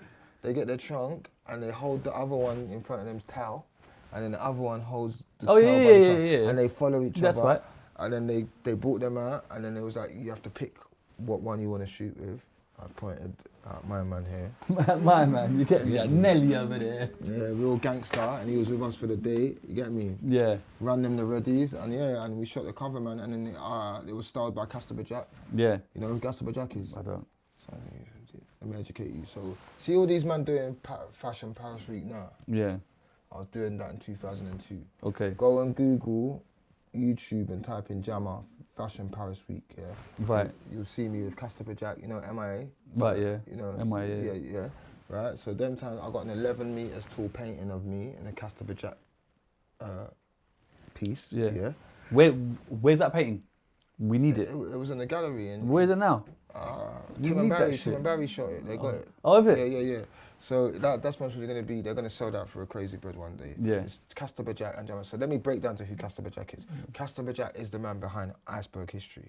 Okay. He created all the characters, all the characters on every single piece of historical iceberg. Iceberg was the shit. Let me tell you And then something. he went on to then, he is Castabajak, he's Right. the designer, and this is his, it's like when, like say Daniel Lee leaves Burberry and But creates yeah. Tom Ford leaves Daniel Lee, Gucci. Yeah. Do you Them know what I'm ones. saying? Alright, cool. So yeah, so I've been doing all this from early. From So early? I don't want to hear nothing from no one. Bro. But it would appear you're not happy with the album. Is that that's what I'm getting from you now? No, I just look. I It's just rushed. I just know, for me, someone might listen to it and think it's the greatest piece of work they've ever heard. It's all perspective, innit? Yeah. I know loads of people that they think that's one of my most amazing pieces of work. Okay. For me, making it under that, like, just losing that album and making that and going in, I don't know, man. When I listen to it now, What are your favourite tunes that I you've think made? there's got a couple songs on there. There's a couple alright songs on there. Right. I'm not a man to sit there and diss my work. You get me? Right. I'm proud of all my work, but I just know I made that because I needed to make an album and deliver to the label, and I don't ever want to do that again, and I'll actually never do that again. Does the album do well then? Does it recoup or does it not? Yeah, this recoups. Yeah? Yeah. So you're good. You keep that. Oh, who gives a fuck about recouping? No, because Like, I have people sit here and they're stuck in these deals and they can't no, recoup. man can't and- be stuck in no deal. Man's a boss. Man know what the small print is. But what I'm trying to say is, yeah, man can't be stuck in a deal. If you're giving me money for my masters, Yeah. you own that master for a certain period of time. You better do what you want to do with it and sell what you want to sell with it. That's my bread. Right. This ain't a loan. Yeah, this is Okay. my money. Yeah, you do whatever you need to do to repurpose the IP and make your money, but it's nothing to do with me. I'm not into the recouping thing. Right. Yeah, I'm here to make the product. It's your job. My job is to make it. Your job is to sell it. Yeah. Let's not blur the lines here. Yeah, but there's people that don't know this, and when they get a deal, they just see the money Sounds and like they a don't know. them problem. But what I'm saying is, my thing, Right. I know that I'm giving you this IP. Obviously, naturally, I'm on ground and I make motion and I make more motion. Look, I've been there 30 years. I'm still relevant. There's a lot of guys been not around no more. Right. But what I will say is I'll always make my motion. I'll always make it culturally relevant. I'll always have cultural impact. But it's your job as a label, as a machine, to make this commercially viable. Absolutely. And capitalize off of my IP. That's not my job. I might as well not do it with you. I might as well make the song, spit on it, dance, do the performance, and sell it. Which I've been doing anyway for the past however long. Yeah. Like, I've never signed a major deal in my life. This year's the first time I'm going to sign a major deal, and still I'm not going to sign with a major like that. Okay. Still going to be on my terms. So after this, you go independent fully. You want to do it all. That's all an yourself. independent label. Well, yeah, but Big Dad is still but they're independent. Okay. Do you know the But they were difference quite between major known. and okay, let's educate you. Do Educate you know me. the difference between a major and an independent? Tell me. Okay, a major is backed by a corporate. Right. An independent is an independent company. So Ninja Tunes is just an independent company like you and me that would have started a label one day. They've built it up to a certain level that it might seem like a major, but Right. it's not. It's an independent. They don't have the same money as the majors. Right. Majors have billions. Yeah? So a major is the same system. They own it. They're going to own it for the whole of your life. They're going to give you 0.1% of the whole overall. Yeah. They're gonna take, you know what I'm saying? They're going to own your trade like it's going mad. Okay. You get me? What's the biggest Jammer song? What I feel like people will say Murkle Man. Right. Then the devil's advocate in me will say that was how many years ago? 30 years ago? No, it was 20 years last year. Okay, 20 years. It was Apologies. 20 years anniversary And the last devil's year. advocate will say, why could you not better Murkle Man in 20 years? Yeah, but why are you worrying about that? I'm not worrying. I've got to ask the questions, innit? Some of them have got to be a bit... Because look, this is how people fuck their life up. Yeah? Right. You keep trying to better something that doesn't need to be bettered. Okay, amazing. Yeah? That's just it. That's what it is. It's Murkle Man, it lives there, it pays me. It's never stopped paying me. At one stage in my career, I tried to stop performing it because people were making me feel like, where's your next record? Where's your next record? Right. Whatever. No, shut up. You haven't got a Murkle Man.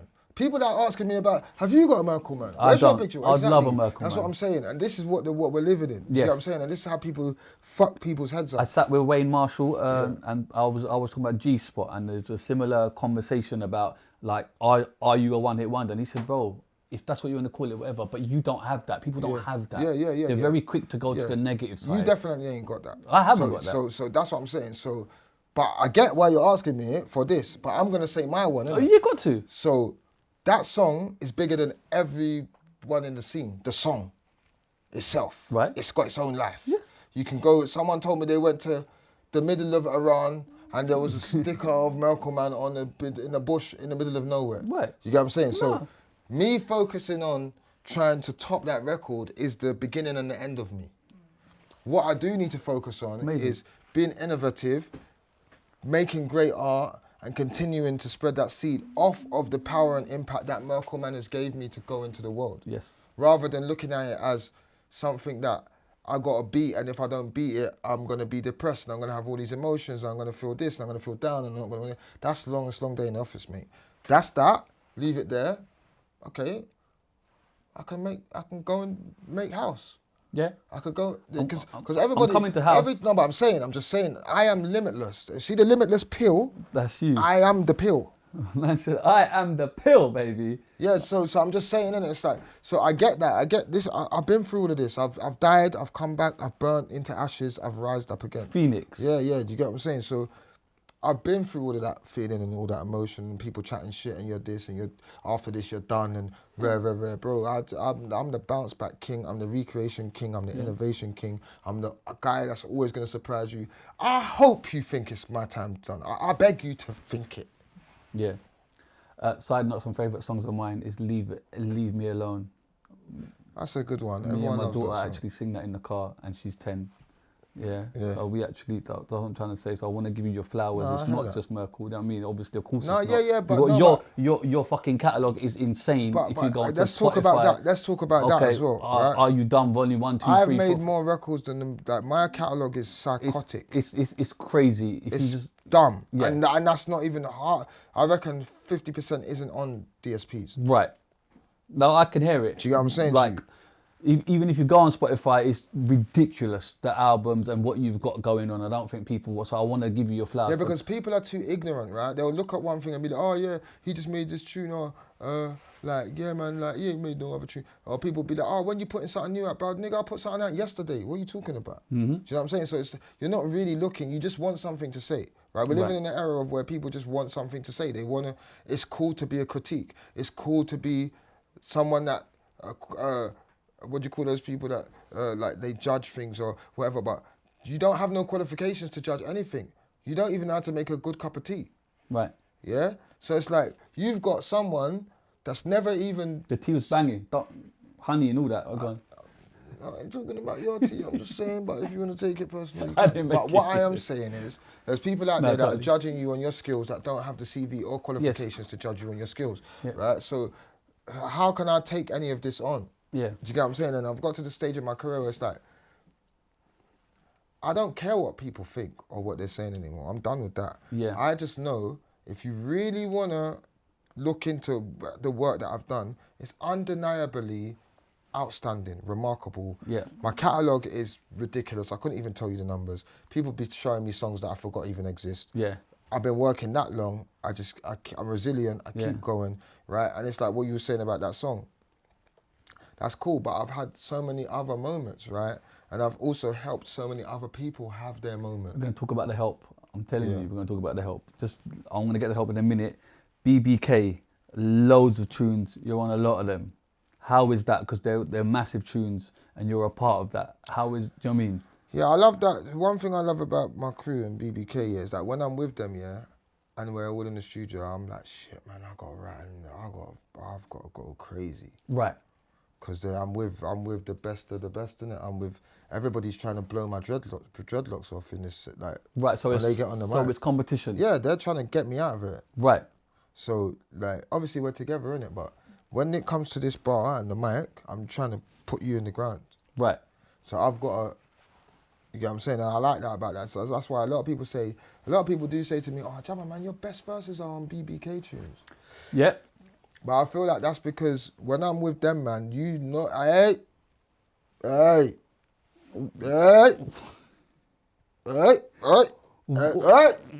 everyone, yeah, but it's good, isn't it? I think that's the beauty of being in a crew, like, you get what I'm saying, when you're in a crew. You lift each other. Yeah, it's lifting, man. What's your favourite BBK tune that you're a part of? Well, do you know what? It's not even a tune right now, but you see what we just done with for the Clint's Cortez advert? Yeah. You see that? Yeah. I got everyone out of it. Right. Tune-wise, though. Tune-wise, yeah. Detox. Yeah. Red Card.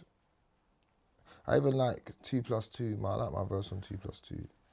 And how is it playing your position in a team? Because I suppose every team has to have its positions, right? And I've always wondered, in order, like you're never first, you're never... Who, me? Yeah. You can't put me first, I'm the surprise. I'm the energy man, But innit? how is it, like, you play your position and you're not... Yeah, because you're not egotistical and be like, yo, motherfucker, like, this time I want to go first. Do you know what I'm saying? Yeah, but first when they hear ain't always Murkle good. Man... First ain't always good. Sometimes the first guy dies. Yeah. No, I hear You it. ever seen in war? He's just, just gets shot up and just dies and bleeds out. Yeah. Yeah, I'm not trying to be him. Either. I was hearing That's the Shit I Don't Like the other day. Yeah, What's your my problems verse was with crazy, JLS's innit? shoes, bruv? Because I've got Arisha Williams here next week from JLS. Tell him. What's your problem with his shoes, But bruv? before he comes there, tell him don't wear them shoes because I'm going to be local. What's your issue with the shoes, Did bruv? you not see their shoes? I can't remember, bruv. Google JLS's shoes now. What do you right now? What do you mean, bruv? Just- Man's first bar is JLS's shoes. That shit I don't like. I'm like, bro, come on, bro. Bro, them niggas was wearing the mad moccasins. I don't even know, bro. But, But yeah, I just found it funny. I was like, bro, what's up with? But you have to understand. Man was going for the mainstream guys. You get what I'm saying? Nah, because brother, I know them. What's my man's name? Marvin as well. Me and Dizzee Marvin. saw him one time in Yeah. in Bow. He used to go. What was that girl that he used to go out with? Rochelle, he's married to her. Is he still with her? Yeah. Yeah, man. Them man there. Okay, look. Man trying to find the shoes, bro. Like, it's not that. No, because obviously. No, because I remember. Man's first bar was JLS's shoes. I don't like. These I'm man like, used bro, to wear come mad on, man. crepes, Allow bro. it, bro. But you see your phone, it's like What? your Wi-Fi. Nice, you know these are old pictures, innit? So they're like bare. Yeah, they're probably gonna give you new ones. Yeah, look. Bro, they're doing that mainstream thing, innit? But I don't like their shoes though. Okay, but why you gonna put in a bar, bro? First bar, you Bro. get me? Man, first bar. Deep these shoes, bruv, man. Yeah, man, what? Swagger, they're in suits, bro. Bro, forget them what's shoes. They're in suits, bro. Bro, are you deep, bro? He even had the you know the boots that come up to that. The MJ thing. Yeah, nah, brother. Okay, cool. Talk about helping people. You have definitely helped people. You helped actually more people than you probably know. And it's a very lovely thing to see. I'll give you my own experience. I had a tune called Come Get Some, was doing a lot.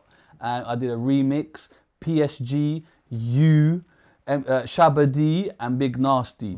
And that was my experience working with you for the first time. And why would you want to help me? I don't know, but you helped me, you supported me. I performed at award show, Asian award show. You turned up, you did the video, all of that. I will never forget it because you helped me. And I asked you, I'll never forget this. I said to you, bro, give me your PRS, let me put you, and you said, I don't need it, Shiz, I'm good. I don't need it. And I will never forget that, bro. So I have to tell you that on camera, that you helping others. Another time, you... Couple man owe me PRS though. Yeah, but I offered it. I'm due to offered you. No, you're good, Carl. We had a conversation, but I'm gonna saying link you still. to kind of help others, it's You know who you are. so nice. Sorry, go on. So nice, you get me? Yeah. Also, you once brought Socks in this very studio, and you recorded Socks' vocals here, and it was nice to see you were trying to really help Socks and get Socks off the ground. Got him nominated for a Mobo, just straight from being out of Birmingham. Look, my thing is, it's no fun on your own, innit? Right. Like, you know these people, they want everything for themselves. All right, go into the middle of the forest, bro, and just do it on your own. Yeah. Do you know what I mean? Like, there's like, look, and this is what's hard. This is one of my hardest things in life. This is coming to terms with now in the age that I'm in. Actually understanding that I kind of got to do this next part on my own. Right. Do you know what I mean? And I'm still gonna help where I can, but not the greedy part, like trying to have everything for myself here, but for me, it was just never fun without my peoples. Do you get what I'm saying? But when it turns to like your own people trying to get you out of it, and your own people trying to disrespect you, or your own people trying to do you over for money, and your own people's just doing evil shit, bro. Like, do you get what I'm saying? Like, then you have to realize that only your family and you and a couple of single-handed people really, really respect and love you. Do you get what I'm saying? And for that purpose, I'm just being a lot more cautious who I put my energy in and who I mix with and who I want to help. I'm accountable for that. I don't want to be around, like I said, I don't want my life to be complex, because I trust everyone and I love everyone and I want to help everyone, and I want to, yeah, it was good while it lasted, but yeah, I'm done with that type of energy. But we can do a deal. I can walk you to the bag, but I need my 20%. I hear that. And that's how it's going. Sponsorship opportunities are available. I can get, bro, I can help you with all of that, you know. I'm that guy. Trust me. Did you put socks on That's Not Me remix? Well, look, it's kind of self-explanatory how that happened, you know. Well, I know, but I just need a yes from you right now. You know what I'm saying? Yeah, but the editor needs it. Now you're asking silly questions. Okay. Basically, sometimes I don't even have to put a man on the rhythm. I put them in the right position to get the play. Right. I hear it. Do you understand? You spoken to Socks recently? Yeah, I spoke to Socks the other day. I saw him when I came back from... There was something online about, I don't know if in the past comment, he said something happened. Do you want to pass comment or...? I don't know anything about it. I don't know enough information on it to speak on it, but yeah. Okay. I hope he's all right. Yeah. And we need to talk about the proud moment of the blue plaque at your house. How amazing. I can't lie, when I see that, I actually smiled and I said, you know what, that is fucking unbelievable for the council to put it on your house and say, this is, do you get me? This house is... Rodale. Like mad. Rodale. No, I'm joking. Like you get a blue plaque, let's explain it. If you get a blue plaque on a building, it's cemented and it's... Means you're a cunt. Well, no, I'm joking. Okay, he's saying I'm it, playing. But if you get a blue plaque, it's like that building is iconic, it's in history, and to have that on your house to say your basement, what does it say on it? I don't even know. What does it say on it? It says, Shamma lived in this house. Lord of the Mics was basically created, Inception was created here. Right. And this boy that I know. I mean, can you put that into words when you first heard about it? It was kind of mad because they snuck my mum to this place to then make her bring it out to me, like before it got put on the house. Okay. So they basically invited me to some RIP Els, bro. As I've noticed in this thing, it's just bare dead people, fam. Right. So how many RIPs we've said since we're in, but my friend El knows, who, rest in peace, El knows, a beautiful girl that used to work with me, amazing person. Yeah, she died. She got murdered, but yeah. Anyway, she was with me, and then they basically tricked me to come to some place, and I got there, and then my mum bought this plaque out, whatever, and everyone was like, yeah, whatever, sure, whatever. But I was kind of shocked still, because that's not really what I didn't really expect. Right. But looking at it now, how amazing is that? Is it something that you deeped? Like, no, but no one's done that in Grime. The reason why I respect the blue plaque thing, yeah, everyone wants to get like a MB or something. A Mobo or this award. I got NME already, but I'm saying everybody wants to get this, that, or MB or this or whatever that. You see this one that you get, you can't get voted for it. There's no, like, you have to have been that guy.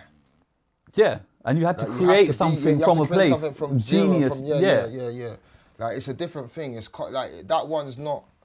That's a different one still. That's what I'm saying. Like, can you even process that, or is that something? Do you know what I mean? No, actually, do you know what I care about? I don't care, because I need to keep the energy that I've got to get up tomorrow, and I've got to go harder again. Sure. Like, look, if you think anything I've done is anything, I'm just getting started. And people say that, but I'm telling you now, what I'm about to do over the next 3 years, I'm glad that we done this interview, because I might never see no one from this country again. It's like that, yeah? You're I'm a skanking man, you get me, bro? Look at that. I'm out. No, I'm just letting you know, if you want to see me, you might have to... I'll come to Dubs. Where I am. Dubai, I'll come there, bro. Yeah, I'm not going to be in Dubai. Where you going to be, bro? I'm going to be in the jungle. Man said in the jungle, Amazon. Yeah. You get what I'm saying? Jumanji. But how lovely for your family though. Come on, bruv. What a beautiful moment, man. Yeah, it's good for my family. It's good for my family. You get me? It's good for my family, but still, it's bittersweet. Don't really, you know what I mean? Because even recently, like I said, I spoke to you. My mum and my dad, they both got cancer. Yeah. Is that something you want to talk about, or is that a private matter? I just spoke about it. No, but do you want me to? No, I'm just letting you know, innit? This is real life. Like, everyone's out here just running around, just living a fake life, talking a fake life, saying everything fake to look real. Right. Do you get what I'm saying? Yeah. But like when I started Más Tiempo with Skep, it was like a bit sweet because like that, it's like we started that brand and it's like the biggest, most influential thing in black electronic music since Cole Cox. Check your mic, sorry. Yeah, it's cool. Yeah, since Cole Cox, you know, and yeah, and then so we sold that drum shell in 0.3 seconds or whatever, and at the same time I'm hearing that boom, my dad's got cancer. Then like a couple months down and like then boom, my mum's got cancer, stage 4. My dad's got blood cancer, incurable. So then all of this is happening, but it's just like, what does it even mean? Yeah. Do you get what I'm saying? So it's like, I had a whole like 2-year kind of, just was going mad. Like I was going mad in my head, just going crazy. You get me? Drinking a bit too much, going crazy out, just not dealing with what was actually needed to be dealt with. But I finally just found my way back round to my true actual self. Sometimes in life, that's what I always say, when things are going great, you learn nothing. When things are going bad, you learn everything. You know what I'm saying? So I just kind of found my way back round to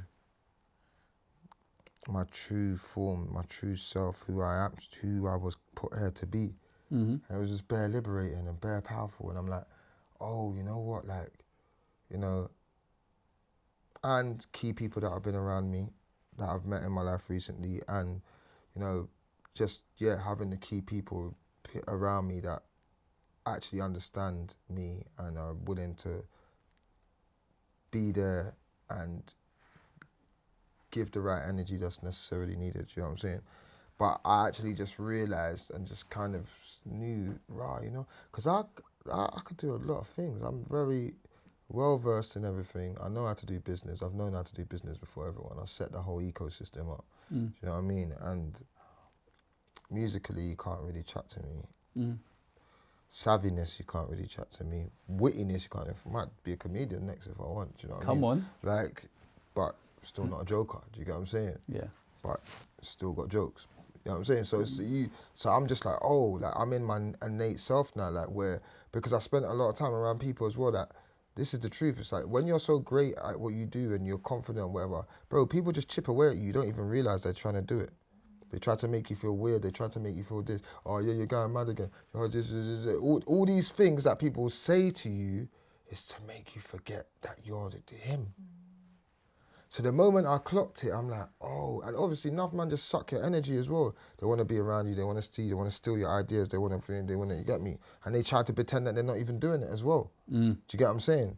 So, but that's cool because JME told me something one time. He said, Jama, you're the one with all the ideas anyway. Sometimes you just got to let them steal it because you can't execute all of them. Right. He's like, you're too, sometimes you got the download to give to them. Yeah, because they'll never think of that anyway.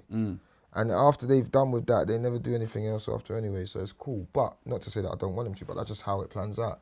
But yeah, like with that happening with my mum and my dad and dealing with that, and then looking at my sisters and my nephews and just knowing that, right, it's like, right, you know what, I'm not out here trying to do too much for everyone else, because when it really comes to the country, all they do is care about their immediate family anyway. Yeah.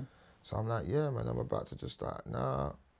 I just literally, in the middle of negotiating certain serious patterns, you get what I'm saying? And that's because I've locked in. I've made the music. I've stayed in the studio for 8 months every day. I've made the music. I've travelled. I've connected with the right people. You know, I've made the right moves.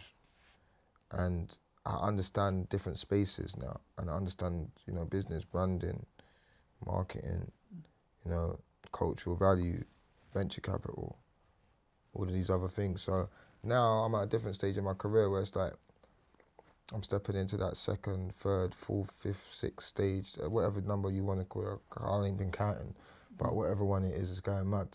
Do you get me? And I'm about to make that transition, and I've been doing super well in the electronic space. Doing what in the electronic, the house space. Okay, yeah. DJing, producing. Right, I'm gonna get to Más Tiempo, but if I don't talk about Lord and the Mics, I'm gonna get cussed for fucking eternity, bro. You get what I'm saying? Because it's so iconic, bro. Yeah. What got you in that mindset of doing Lord of the Mics? Was there a trigger point for you, or was it kind of an organic, this is just happening? I've said this story multiple times. I don't think you've been watching YouTube, but if Yeah, you but you want got to to watch it on my thing, yeah, bro. Yeah, you want me to say it on Yeah, your we want thing? we want a one-shop stop. We don't want people to go over there. Do you want the short version or the no, long version? Just Yeah, give me I'll the intermediate one. Yeah, innit? alright, cool. So basically, I was having a cussing match with Crazy Teacher in my basement, yeah. And cussing him on the top of the stairs, whatever. Then I watched back the video and I was like, wow, this kind of looks like a format. That's kind of cool. Yeah, and I was watching it. Then I must have basically said, I was chatting to Kano when he was coming out, obviously done the record on the label. I was like, oh, would you, like, I think I should, if I get Wiley to clash you, would you clash him? Because I think that would really pivot what you're doing right now. I think you're a lyrical genius, you're amazing at what you do. I'm a super Kano fan. I was like, I loved Kano when I still love Kano now, but I loved him when he first came out. And yeah, like, I literally just said to him, you know, he was like, yeah, I'll do it. I phoned up Wiley, he was in America at the time. He was like, yeah, I'm with Damon Dash. I just showed him my tunes, whatever. I'm coming back to London. Anyway, he came back to London. You know what Wiley, he says that he's coming, he's not coming. He came, he walked in the house, and then I said, what, you ready? I whipped the camera out. I said, what, you on Clash in Kenya? He said, yeah, I'm on it. But he's like, yeah, like, I'm just going to quickly go to the car and get some CDs. Right. Obviously, I'm thinking, You're not coming back. Yeah. So, but he comes back with the bag of CDs, yeah? He opens them and he's like, I've got the wrong CDs. He's like, Jam, I beg you grab.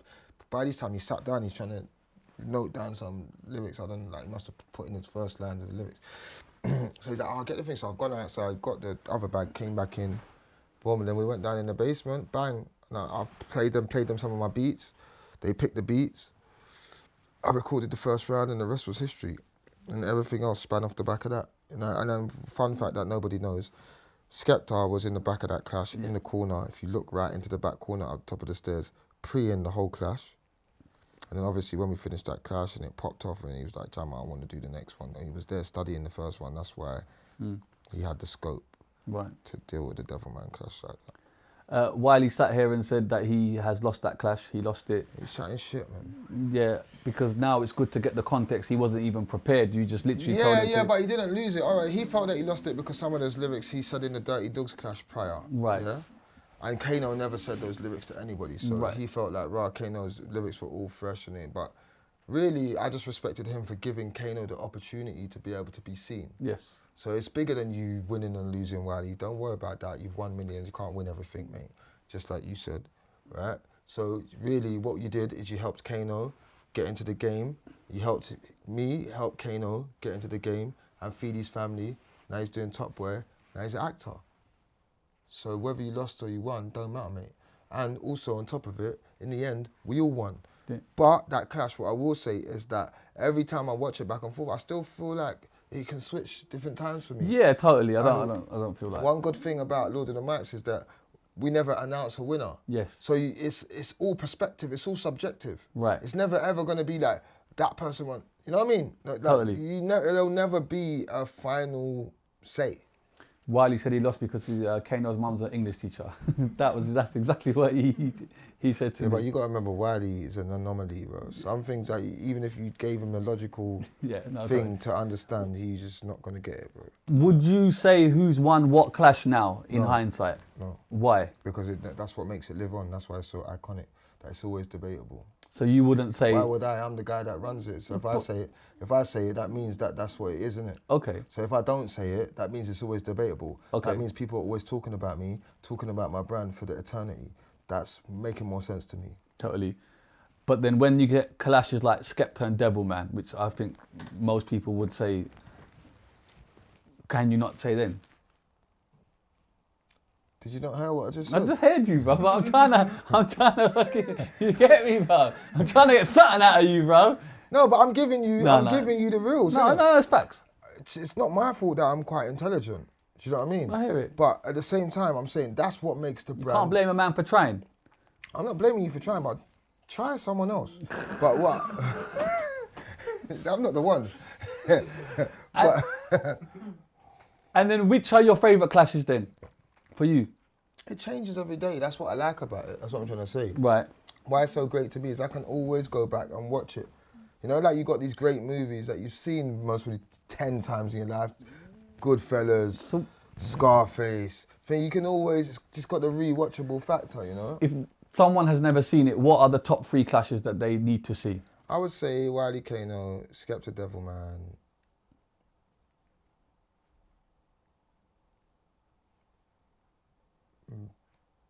P Money and Big H. Okay, I'm glad you said that. President T sat here and we kind of spoke about that clash, okay? And he kind of said, I don't know, was he 50-50, but he was kind of trying to say, I think it was right that Big H was paid a certain amount to say what he said and that was it. Gave him 4 racks, mate. Right, Cash. right. He should have carried on. It's about, I think so. I'm just, what I realised at that point is it was entertainment. Right. Right? So obviously we got the traditional way to do it and you do your lyrics and that. But that was Lord of the Mics live. Yes. And that's the first time that we actually ever did that. Yeah. So who's to say that he can't get a reload? Who's to say that he can't mash up the first round with the crowd and they go mad and they don't want to spit again? Right. It's a whole new territory. Yes. Obviously, P was going off the general consensus of the prior way that it was put together, right? Yeah. But this was Lord of the Mics live. We sold tickets for £100. It's a different ball game. Yeah. You know, obviously I would have liked him to do lengthier rounds, but I felt like the hype to that happening sold it more records, sold more units. It sold So more. you happy with it? You Did seem happy at the time. Because I didn't understand how big that was going to make it. Yeah. You get what I'm saying? But then on the rebound of that, obviously P, as someone that loves grime and one of these moments in Lord of the Mics, would have liked to have a fair competition of back and forth. Do you know what I'm saying? With somebody, you know. So they both looked at it. Big H looked at it as entertainment, and P Money was looking at it more as a monumental moment, you know. And then the kind of safety aspects, it gets physical, lazy, it gets physical in your house. How is that then? Because now they've crossed the line now. It's mad because but that's my guys, isn't it? But like they're punching each other in your house. No, there wasn't punching. There was no each other. Someone got punched. Okay, well there you go. You get me? There wasn't. It's violence. The line's being crossed. Yeah, but at the same time, again with this one, I don't want to say too much on the camera because it's real. That was, you get me? That was a serious things happening. You get what I'm saying? But it's a shame because look how long I've been doing that for 23 years, and never once has anybody hit anybody or done anything like that. And I've had man in places with, you get what I'm saying? And it was a shame that my man threw the punch at Lazy. Do you get what I'm saying? Because everybody has a certain level of respect for my place and my family and whatever, and that didn't end well for the situation. You get what I'm saying? But again, I'm a man of my word. I tried to help everybody in that situation. Tried to make sure everybody got out of there safe. Yeah. You get me? I tried to do what I'd done professionally from a business standpoint. Yeah. And again, but that made it, that was viral before viral. Yeah. Can people go too far in a battle, or is it all fair game? I don't think you're ever meant to go, like, if you're really battling, you're meant to be able to say whatever the fuck you want. That's the whole point. Okay. The whole point is to be resilient, and that's like the battle rap. There's 2 different battle raps. With grime, there's a lot of egos. So if you say, like, certain things, people just want to take it somewhere else. But I don't think that should be the case. I think in a lot of newer grime, if you look at like Pen Game and what Margs is doing now, man are just saying, bear your mum, what your mum's weak. There's pictures of like families' graves and all that being put on the this guy mad, I'll smack someone up. But then, so then there you go then. So then you're saying you can. No, I'm there saying, is a limit. I'm saying I'm the Lord of the mic. I don't clash to it. Right. I created it. Right. I don't clash. Right. I've had a couple little wars and that. Yeah, you have. I'm gonna get to Gets in a minute. Gets as well, but I got Gets out of it. Where? What? In that Westwood one? They deleted the footage, so I clash Gets, yeah. Okay. I clash Gets in always recordings. You can ask anyone about it. Ask shit. Right. Go do your research. Okay. Yeah. There was this clash. Is that out there? They delete that. They shut down. You get me? Right. You know them. You know what I'm saying? Right. They didn't want to let that one out. Right. But Westwood, you go at it. I don't know. I didn't You really. didn't think that was a clash? No, it wasn't a clash with me, man. I didn't want to. Look, at the end of the day, me and Gets are cool. I like me and Gets. Remember, Gets. I'm the first person. Gets came to my house when he came out of jail to record his first ever song. Right. Again. Right. Remember, I said everyone comes to me. Yeah? Right. So. They join you. I don't want to. I want him to live, innit? I don't want to kill him off in the thing. I brought him here to live. Right. You get me? So when he's doing all that on the mic and he's doing all that and you get what I'm saying? Really, I didn't really want to even get into it with him, to be honest. Right.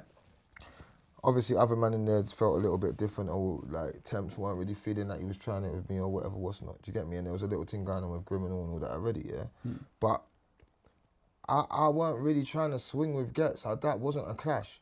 But because Gets is like he's fast, he's doing all that stuff, and I'm not really spitting. It looks like he was getting me out of it, innit? But I just wanted to do my set that day. I'll be honest with you. Right. It wasn't a clash. If you watch it back, you can tell. Okay, it does get a bit heated, but when Because you're he's over each trying other, it. and, okay. Because I'm just trying to. Don't you hear me saying, Gets? I just want to spit my bars. Stop trying it. Like I'm not here to clash you. Right. Remember, I created Lord of the Mics. I created the platform for man to clash on. You don't clash me. You don't just get to clash me like. Right. But also you kind of do the clashes when like Chip's doing the pepper rhythm. You're kind of instrumental in that. It looks like you're trying to create certain confrontation. Okay, it's like going to McDonald's, yeah, and seeing that Ronald McDonald's there, and you're like asking him what's he doing there. Right. Okay. No. So you're saying that. I am that. That's brand, what you my do. brand. Okay. Like make it make sense. Okay, but it can become a bit out of the music. No, why would it be out of the music? I'll tell you why it's out of the music. I was at that video shoot where the Bugsy Malone was there, yeah, and I had no idea that your studio was right there. I had no idea. But when they tried to pull up there was a studio. No, it wasn't your house. There was a studio. Pull up to the studio. There was a studio there. What, when that man tried to roll up on my place? I was there. And your shutters were down. I had no idea. But what I'm saying is, it's a long day for them anyway. They had to. But what I'm saying is, it's just became like. But I don't care because no one can do nothing. Yeah, you know what I'm saying. I dare you. Look. This is the thing. No. This is the thing. But this is what I like now. Okay. Like I've had the big red button for years. I've never pressed it. Like I'm not now. I'm done with this country anyway. So man ain't really gonna see me like that. And on top of it. What I'm trying to say is, people are thinking they're doing something, but I swear down, see if you really do something, yeah, and something has to happen, it's mad for you, yeah? That's a different time. No, I don't even want to... Allegedly. Yeah. But it's a different time. But you're saying, you're telling me about when these men come to my studio, innit? That's what you're saying, innit? Yeah, because... But it wasn't a good day for them after that. Okay. Whoever was there. Right. So, you saying that... No, I'm not. You get me? Yeah, I hear that. Do you want me to give them other man your number? What? I'm not. Listen. Do you want me to let them phone you when I leave? This is some old stuff, bro. All right, cool. I was just checking. Why are you getting old stuff? No, I don't know why you're bringing that up. You're bringing up. I'm saying. Trying to give me my PTSD's kicking in. It's kicking in. But you're saying you're Ronald McDonald and that's what you do, which is fine. But I just want it to stay musical, innit? That's what I'm trying to get at. Do you understand? That's what I'm trying to say. There's not been a brother that's kept it more musical than me ever in the history of music. That's cool. Yeah? And that's what I like to see. And again, it's water under the bridge. Bro, and it's lovely that we all grown up. And I could have evaporated bare niggas, yeah? Like, let's just be real. Like, you know me, you're from the ends. Yes. You know people could evaporate, yeah? Look, I'm just saying, yeah? But I'm not on that, innit? Right. Yeah, so people push the boundaries sometimes, innit? Cool, these men have turned up to places, but ask them what happened, innit? you get what I'm saying? So we don't need to worry about that. You can even go on Twitter and see man apologising to me publicly. Do you get what I'm saying? Because if you don't send that apology, evaporation. Side Through note, the nation. what is it if you're on Twitter and taking out careers? Snakey Man. I take correct, like, I killed Snakey Man. But Dominic remember, Snakey Soler, Man, you killed him off. yeah, I'm right. No, but remember, Snakey Man's my brethren, innit? Okay, but then... Snakey you Man's get my what- brethren. Snakey Man's my brethren. Right. But when I go to the club and I'm buying bottles and we're doing big boy stuff, we're doing adult things, yeah? And we're buying a lot of bottles to share out for the people that are with us, and we're doing grown folk stuff. You don't start coming on Twitter and saying, oh yeah, like, I bought more drinks than you when I was with you and your card declined in the club. That's what happened. I was there, I paid for your bottle that your card declined. You from. didn't let it go. I didn't, no, but I didn't go. You see that? I didn't, You see? but I didn't go Your on own the people internet. are laughing. No, but the thing is, I didn't go on the internet and say, your card declined. I let it be silent and I just paid the bill. I never let anybody in the club know about it. Right. So when I'm having a little back-to-back with Harvey, because we was having a splash out war that day, who can buy the most bottles, Right. it was between me and Harvey, because your card declined. I said, just don't worry, I'm going to deal with it. Yeah, because you was in the war at first, but you came out first round. Yeah. Then you're trying to embarrass me online, but I'm not going to have that. I'm just going to tell you, bro, I actually paid for your bottles that night, and your card declined. So he wanted to run up his mouth, so I just made the record and got him out there. Snakey Man bank card, that I don't like. Yeah, that's a big the record same as as well. JLS his shoes, bro. It's the same song. I'm still getting paid from that now. But anyway, That is not on Spotify, bro. I tried to. you don't need to be on Spotify. Decline, my song Declined. Decline. Which I made off the back of that, Oh, which I got a shit. massive sponsorship deal out of, my and a God. lot of bread. Okay. So I make money off these men as well. When they they're getting cheeky and that, they just think this is bars and that. These times I'm cashing in. Okay. So all the funny jokes and things and that, I've always made it momentum. I always know how to make a bad situation into a good situation. I always know how to have nothing today. Today, nothing. No cornflakes, no milk, no electric. Tomorrow, M. Straight M. I'm telling you, I believe that's it. what it's about. I believe it. So you can't fail like that, you get me? I believe it. Side note, I was a bouncer at Proud 02, and you was going to bring in Dizzee Rascal to an Eskimo dance, and it was going to be iconic, but the Ferrari wouldn't come round the back, and there was a big thing, and I was trying to sort it out, and you're like, Shiz, do you know how iconic this shit is going to be? Yeah, you man fucked it up. No, we didn't fuck it That's up. what I'm saying. I like to talk So about was this, you lot's because fault. it wasn't. You and that Nigerian brother. No, hold on. Proud 02, Eskimo dance, Wiley's in there. You are bringing Dizzee round the back. 02 had Why this... for that? Yeah, red flag, whatever. Yeah, this is serious thing, bruv. Yeah, right. The Ferrari wants to come into the O2. Yeah. O2 have their own security. It's got nothing to do with the club. It's like airport security because it was a bomb threat. Do you know like Yeah, that? yeah, That's I know. Do you get me? So But if you you don't still put the didn't have number no plate weight. down, if you But don't if put the you number, was no, really- I had weight. you Don't didn't have you? no weight I there. said to you, If you had weight there, we would have got in. No, You know what I'm I saying? said to This you- is the same brother that's asking me, have you heard a bigger tune than Murkle Man? He couldn't even get us into the O2. what are you talking about? You was in the O2. I said, No, I will listen. walk him personally from the car park to the thing. He didn't want to bring the car. He Does wanted he the look car like on he the bought a doorstep. Ferrari to walk? I hear Listen, it. look, No, it's true. It's true. That's right. Make it make No, sense, no, bro. it's true. But I'm just, you get me, bro. That could have been. You don't buy a Ferrari to walk. I hear it. Let's just but forget we that. could have just right? said. You buy a Ferrari to drive up to the front. In But your that's their Ferrari front get and the out, front, yeah, yeah. right? He really wanted this to is do why the- you buy a Ferrari. Yeah, he wanted you to don't do get, you don't buy a Ferrari to park up Yeah. 2 miles away from Yeah, I know, destination and alright. walk. It wasn't 2 miles, It's not in the description, but yeah. Yeah, I hear it. But When I you're tried buying my it, best. When you're buying it. No, but I hear you. But what I'm trying to say is, it's all of those things. Like, if you was really like holding your weight like you was meant to be, you'd have got us driven in. Lower You it, get bro. me? Lower But it. you're here asking me about my record and if I made If another you record. really had the But you couldn't power even with get us past the Dizzee, you would have made him 028. walk, really. No. If you really had the power with Dizzee. If I was, is that no, what no, you're no, doing? I'm trying. No, you're doing- No, that's what you're doing, bro. Don't do it. No. But the maddest thing is, I was there the day before. We went to link 50 Cent. We was chilling with 50 Cent the day before. Okay. 50 Cent, yeah, but I'm saying, and then we come back to you lot, and you're bullshit. No, it wasn't yeah? bullshit. So I should But- not come. Yeah, that's what I'm trying to say. but- That's why I'm going to where I'm going at. You get me? We're going to where we're going, where we're respected, and people appreciate us, and they let us in. Do you know what I mean? Go way back. Remember what he said? You came, you done my song, You didn't take no PRS. Yeah, he you did. couldn't even get me through the gate. Brother, I Do you said know what bring mean? him, So I will this is walk what- you through. Yeah, I will walk but- you through, no Look, problem, wherever look, you want. Call a Just spade a land spade. on my bit We're of gonna- patch, you get me? We're gonna call a spade, God. right? You gotta do better. Yeah? Oh, mate. Right. I'll try my best. Right, Let's so- go for, how is that seeing Wiley and Dizzee recently doing their thing? That was great. Is it That was lovely amazing. to see, do you know what I mean? You ain't gonna see an album though. No. No, you might not see a joint album, but it was amazing to see Okay, that. what about a Hopefully song? you do. Maybe I could produce it. What about a song? Why can't you do that? It I seems could, like but you you know what, I'm are not- respected in I all don't have angles. enough time to make everybody get on. That's a long day in office. Yeah. Right, so me, my number one responsibility, me. I hear Then my family, Right. my son. Then anything that I got time after that, Facts. maybe. Facts. But Right. today, not. Let's go to house music. Speaking about bouncing, I should see you in the Circle Loco raves a lot. You know what I mean? So sorry, allegedly.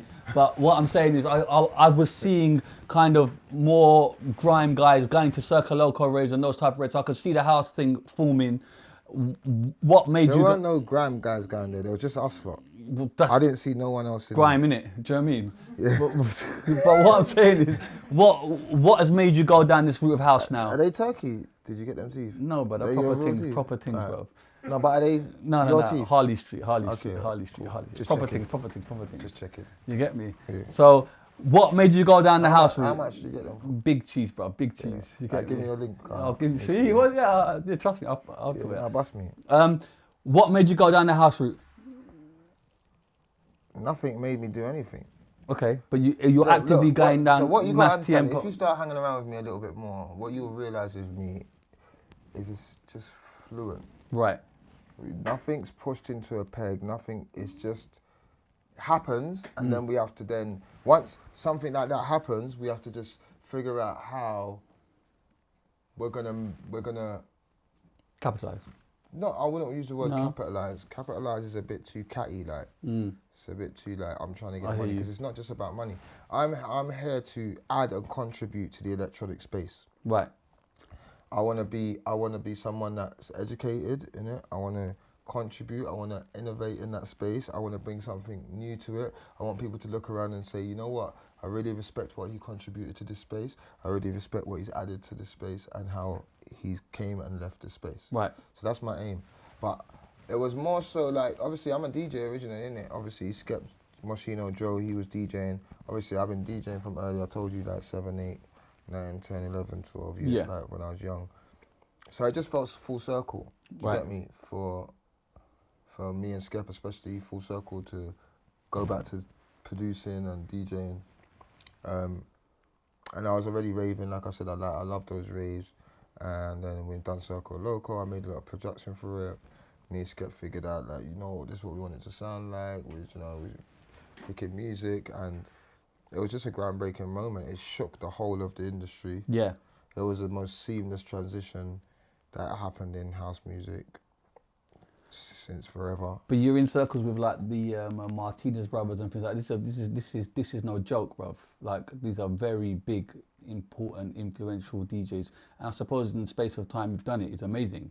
Yeah, but what's so mad about you saying that is like, when I've linked them man are telling me that they've grown up watching me. Mad. And you know how big they are. Yeah. but So that's how what I'm saying. amazing is that? Yeah, but it's because that's what I'm trying to say. Sometimes you got to remember what you like.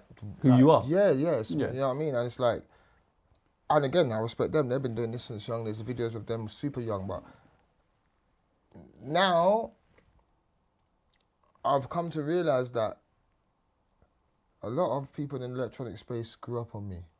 Right. Do you know what I'm saying? Right. They know who I am. They've grown up on my music. They're part of them. I've impacted their life at some point. You know what I mean? So now, it's what can I bring to this space rather than I'm in this room with this.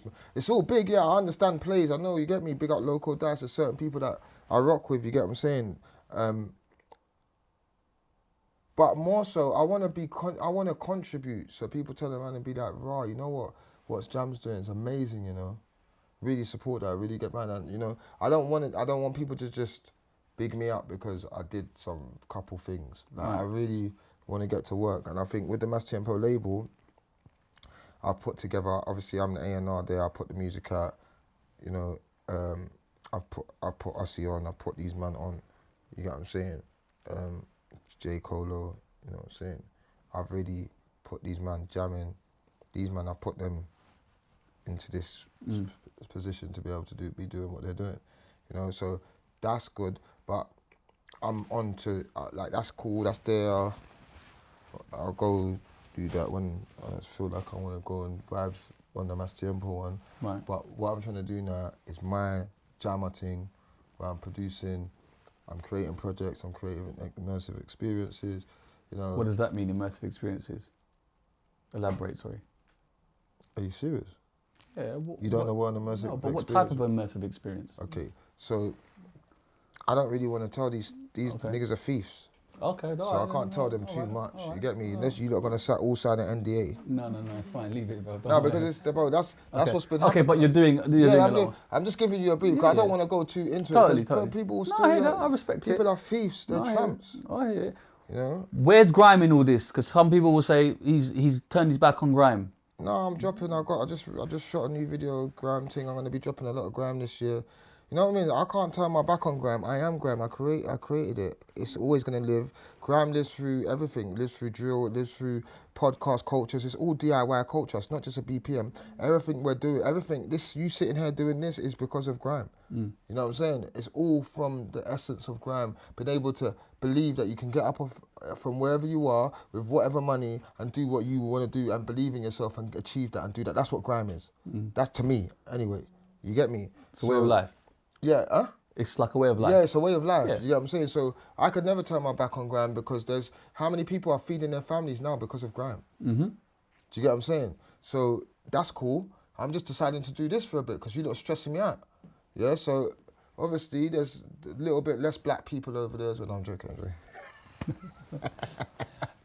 Is Grime a tempo or is Grime? No, it's a way of life. Okay, I just good. told you. No, because Look at Dizzee Rascal's album, man. It's got all different variations on it. Do you know what I'm saying? Yeah. But for me, the reason why I'm even like speaking and letting people know what's going on now because it's like, look, that's what I've just told you what it is.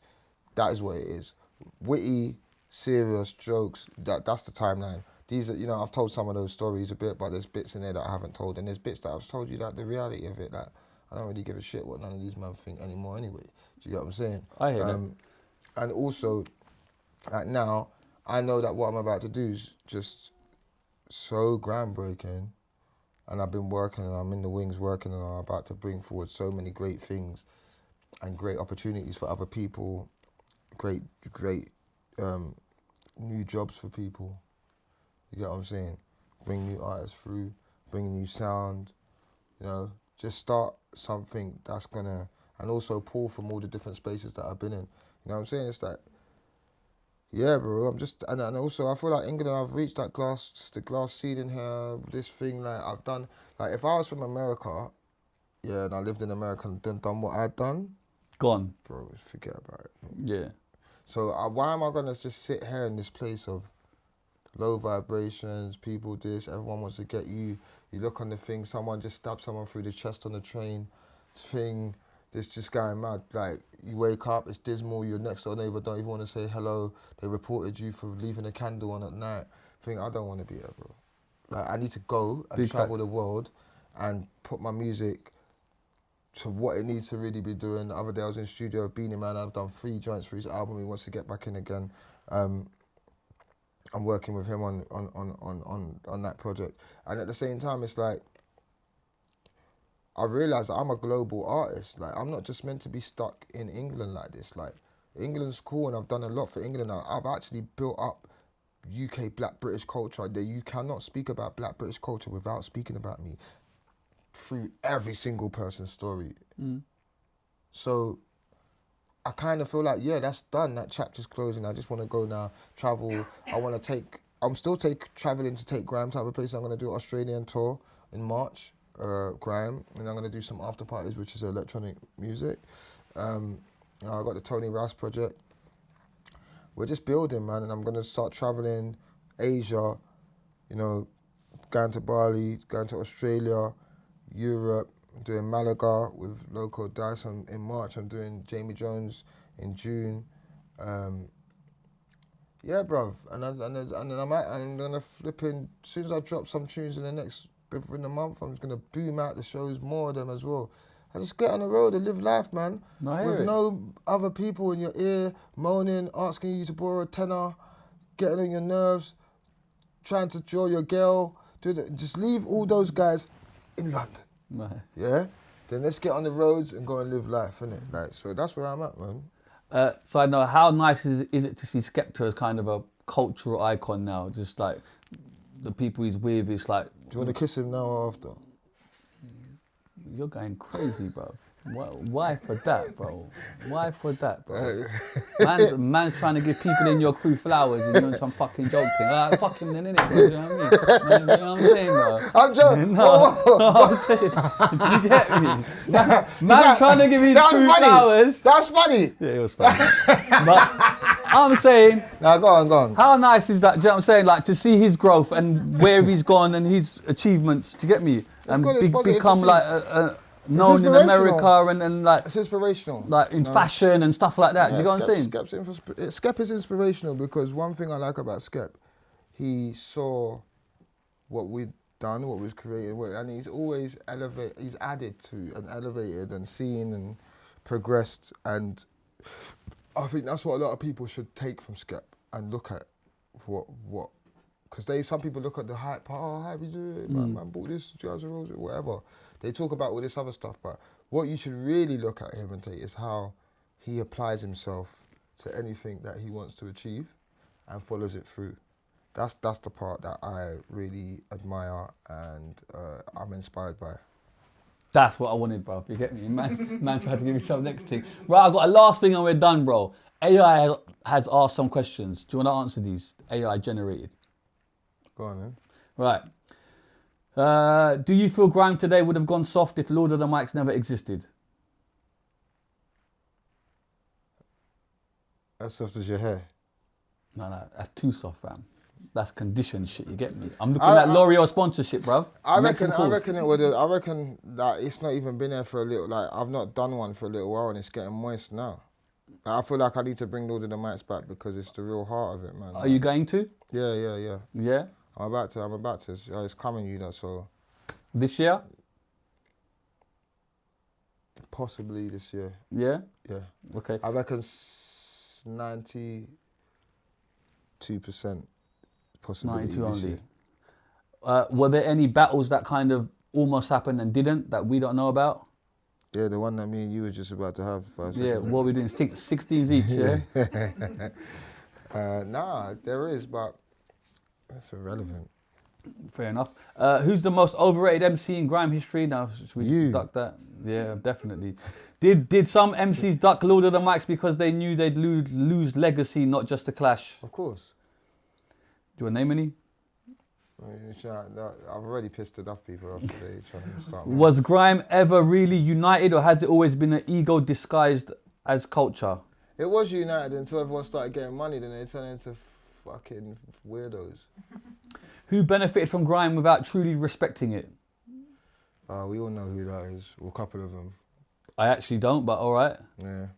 All right. Did Boy Better Know change Grime for better or for business?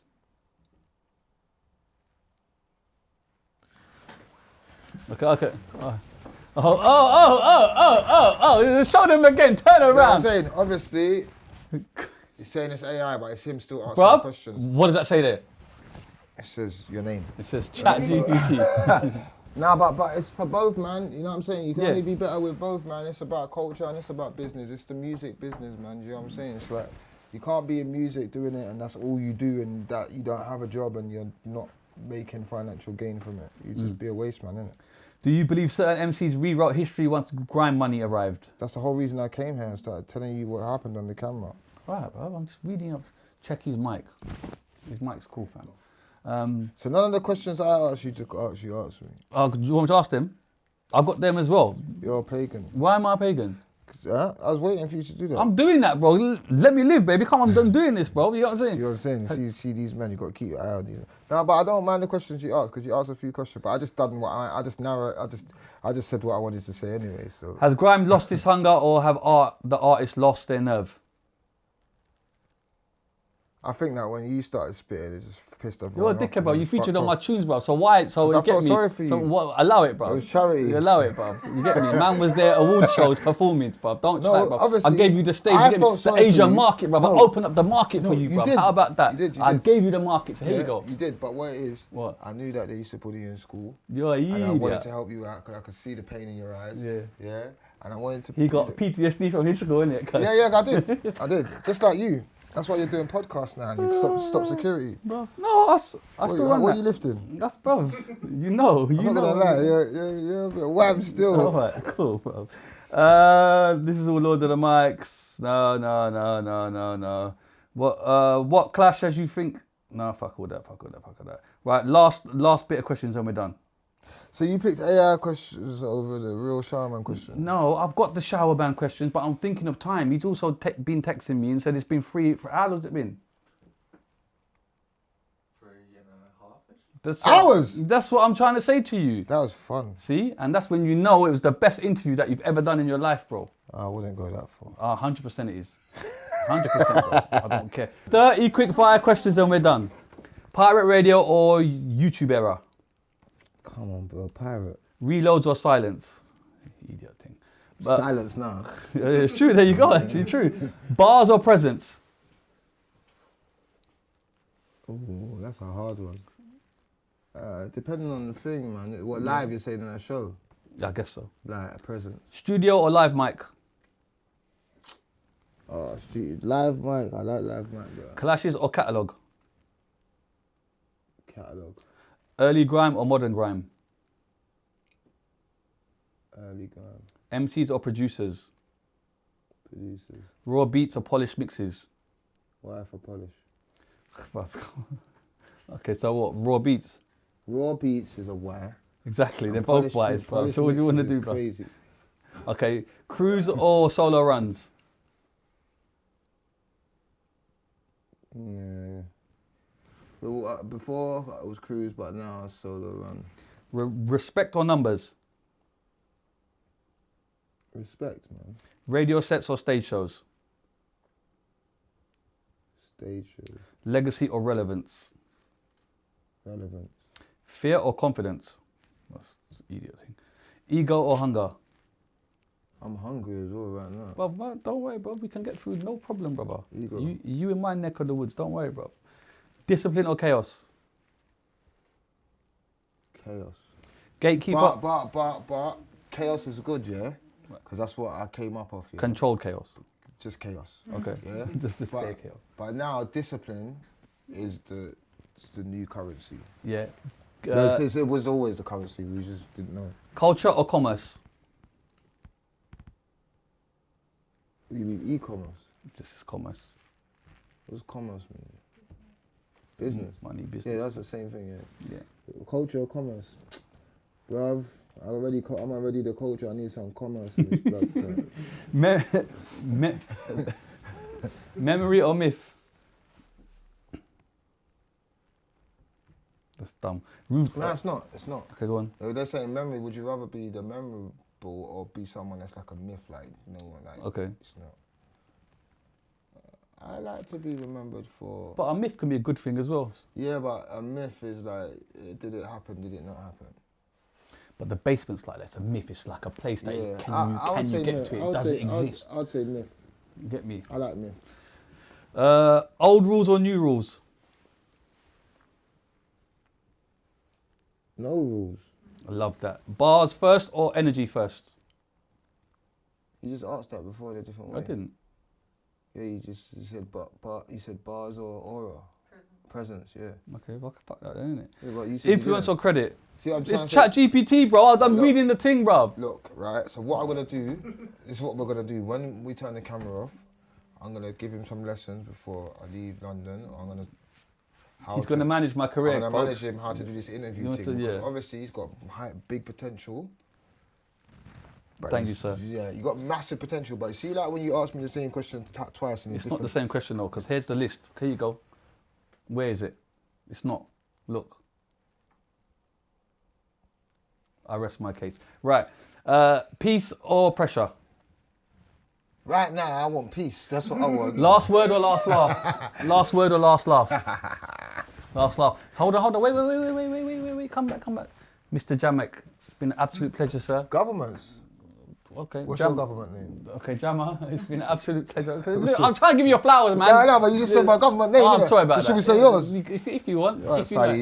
know. Oh, man said Saeed on a racist thing, you know. Wow. Okay, I just made up that. Okay, is that what we're doing? See? Yeah. Now, That's your imagine name. if I did that. Viral tomorrow. Cancelled. But anyway, No, but your name's Saeed. it's not. Jammer, I googled it. it's definitely not. You but got to change your name on Google. definitely not. Wikipedia. But it's all good. Jammer, absolute pleasure, sir. Honest to God, it's been amazing. It's been lovely. It's been great. Long may it continue. You've done absolutely amazing work. You've been a cornerstone of this thing, and it's abundant to see. And what's lovely now is in the time frame, it's not up for dispute of Never. what you've done and what you've achieved. Long may that continue. Yeah. I hope the house stuff goes really I well. hope we can talk about the residual income off of this video. So Oh, I didn't talk about the DJ argue thing. That was sick, bro. You shut him down, bro. Yeah, but if you don't, that was don't good. run my PRS, I'm gonna shut I you don't down. recall any. I don't recall. No, the argue thing was sick. Listen, it's hard. listen. It's lovely to see you like this, happy and in a space where you want to create. Long may that continue. And ultimately, I wish love and health to your family, I bro. wish me a good trip, man. I wish you a good trip, bro. Yeah. But you got a private jet, bro. So you know what I'm saying. Anyway, we out. Peace.